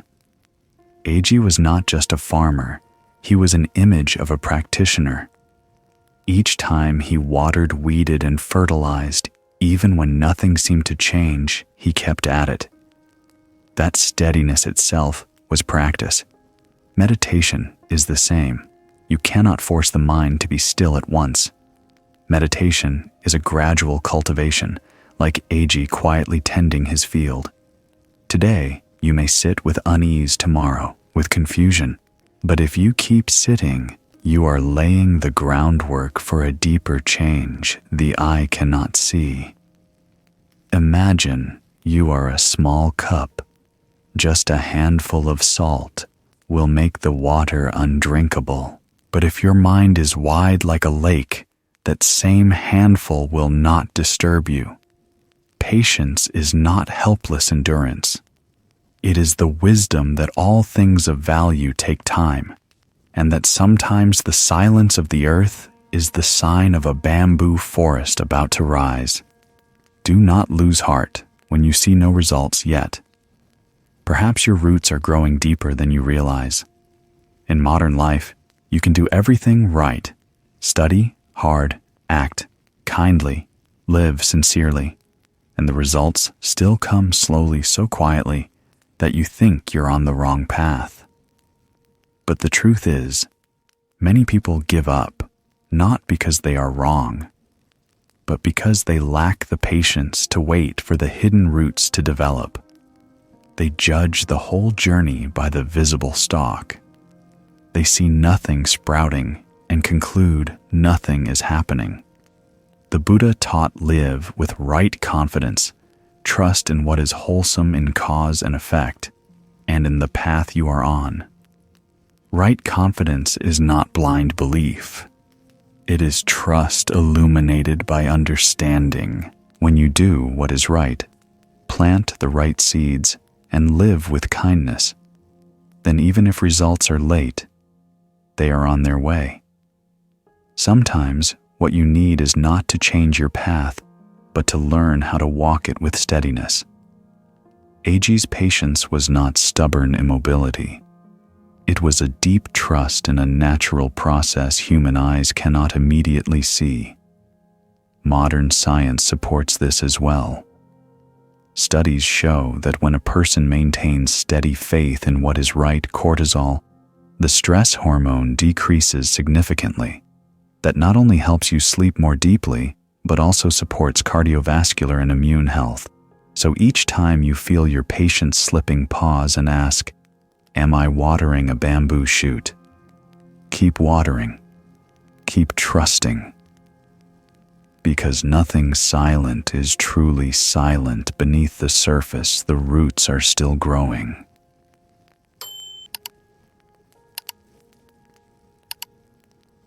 Have you ever carried things you no longer needed?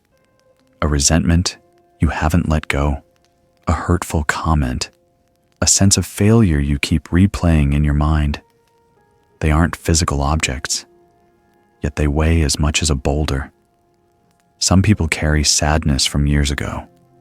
Some cling to a wound until it becomes part of their personality. When someone says something displeasing, they don't just react to the present, they're reacting to an unhealed past. The Buddha once taught, "No enemy can harm us as much as our own mind, untrained and untamed." Today's story is a gentle reminder that sometimes what exhausts us most isn't life itself, but the way we carry it. On a cloud-wrapped mountainside, a small village nestled beneath ancient trees.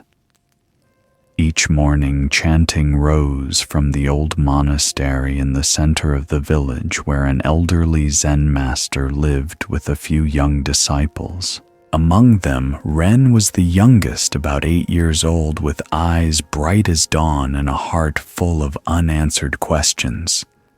Ren was different. While the older monks sat still and chanted like a glassy lake, Ren often peeked around with one eye open, sometimes frowning as if something was off. Now and then, in the middle of the serene sounds, he would blurt out a question that made the monks chuckle, but the old master never laughed aloud. He only smiled, the kind of smile only someone who has weathered many seasons can wear, light, deep, and free of the slightest judgment. One morning, Ren entered the meditation hall scowling.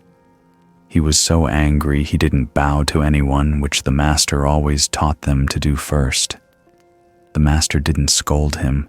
He simply looked at the boy with eyes like a breeze passing through the forest.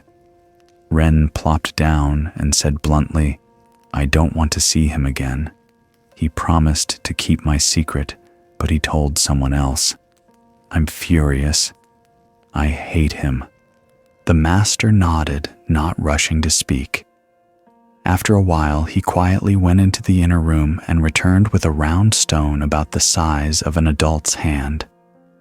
Placing it in Ren's hands, he said, "Carry this stone with you for 3 days.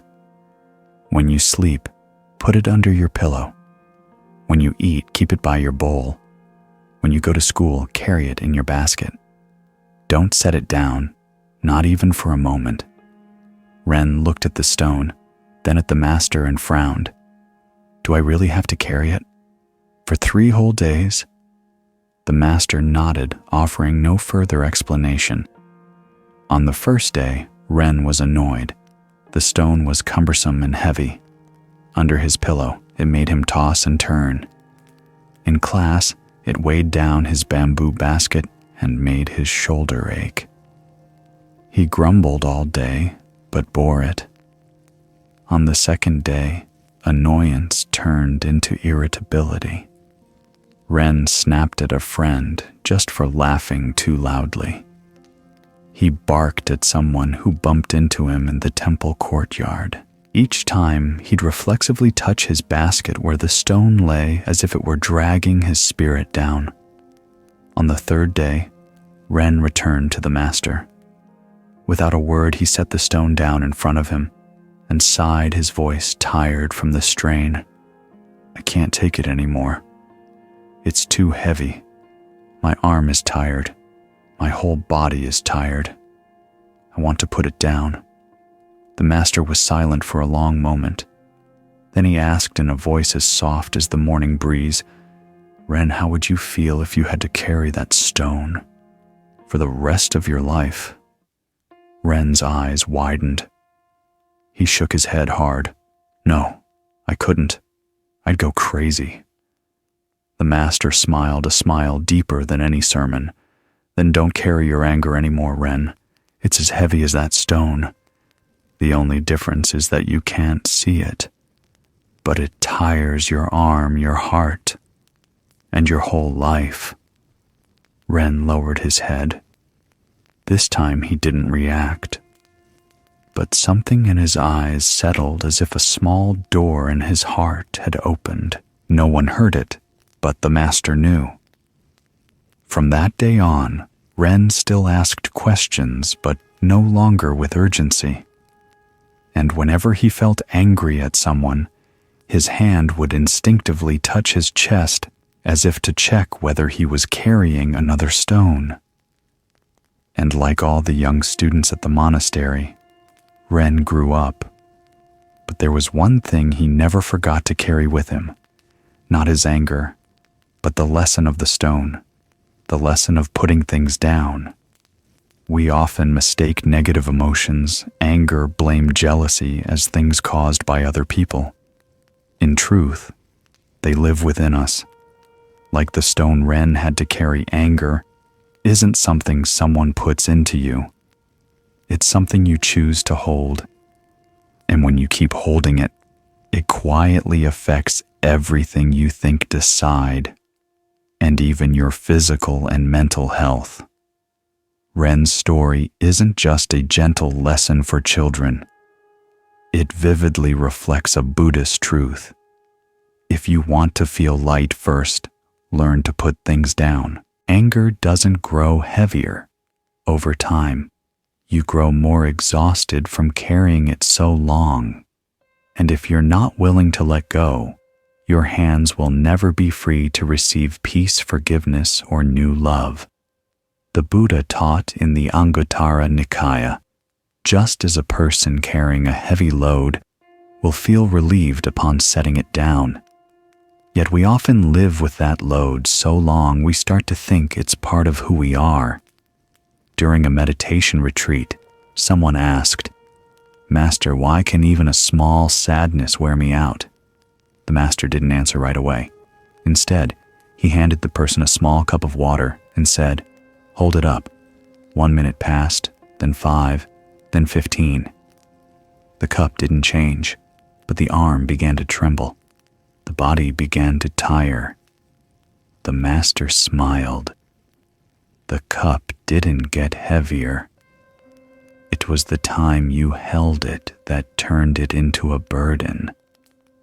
Likewise, a small feeling, if held too long, becomes a great pain.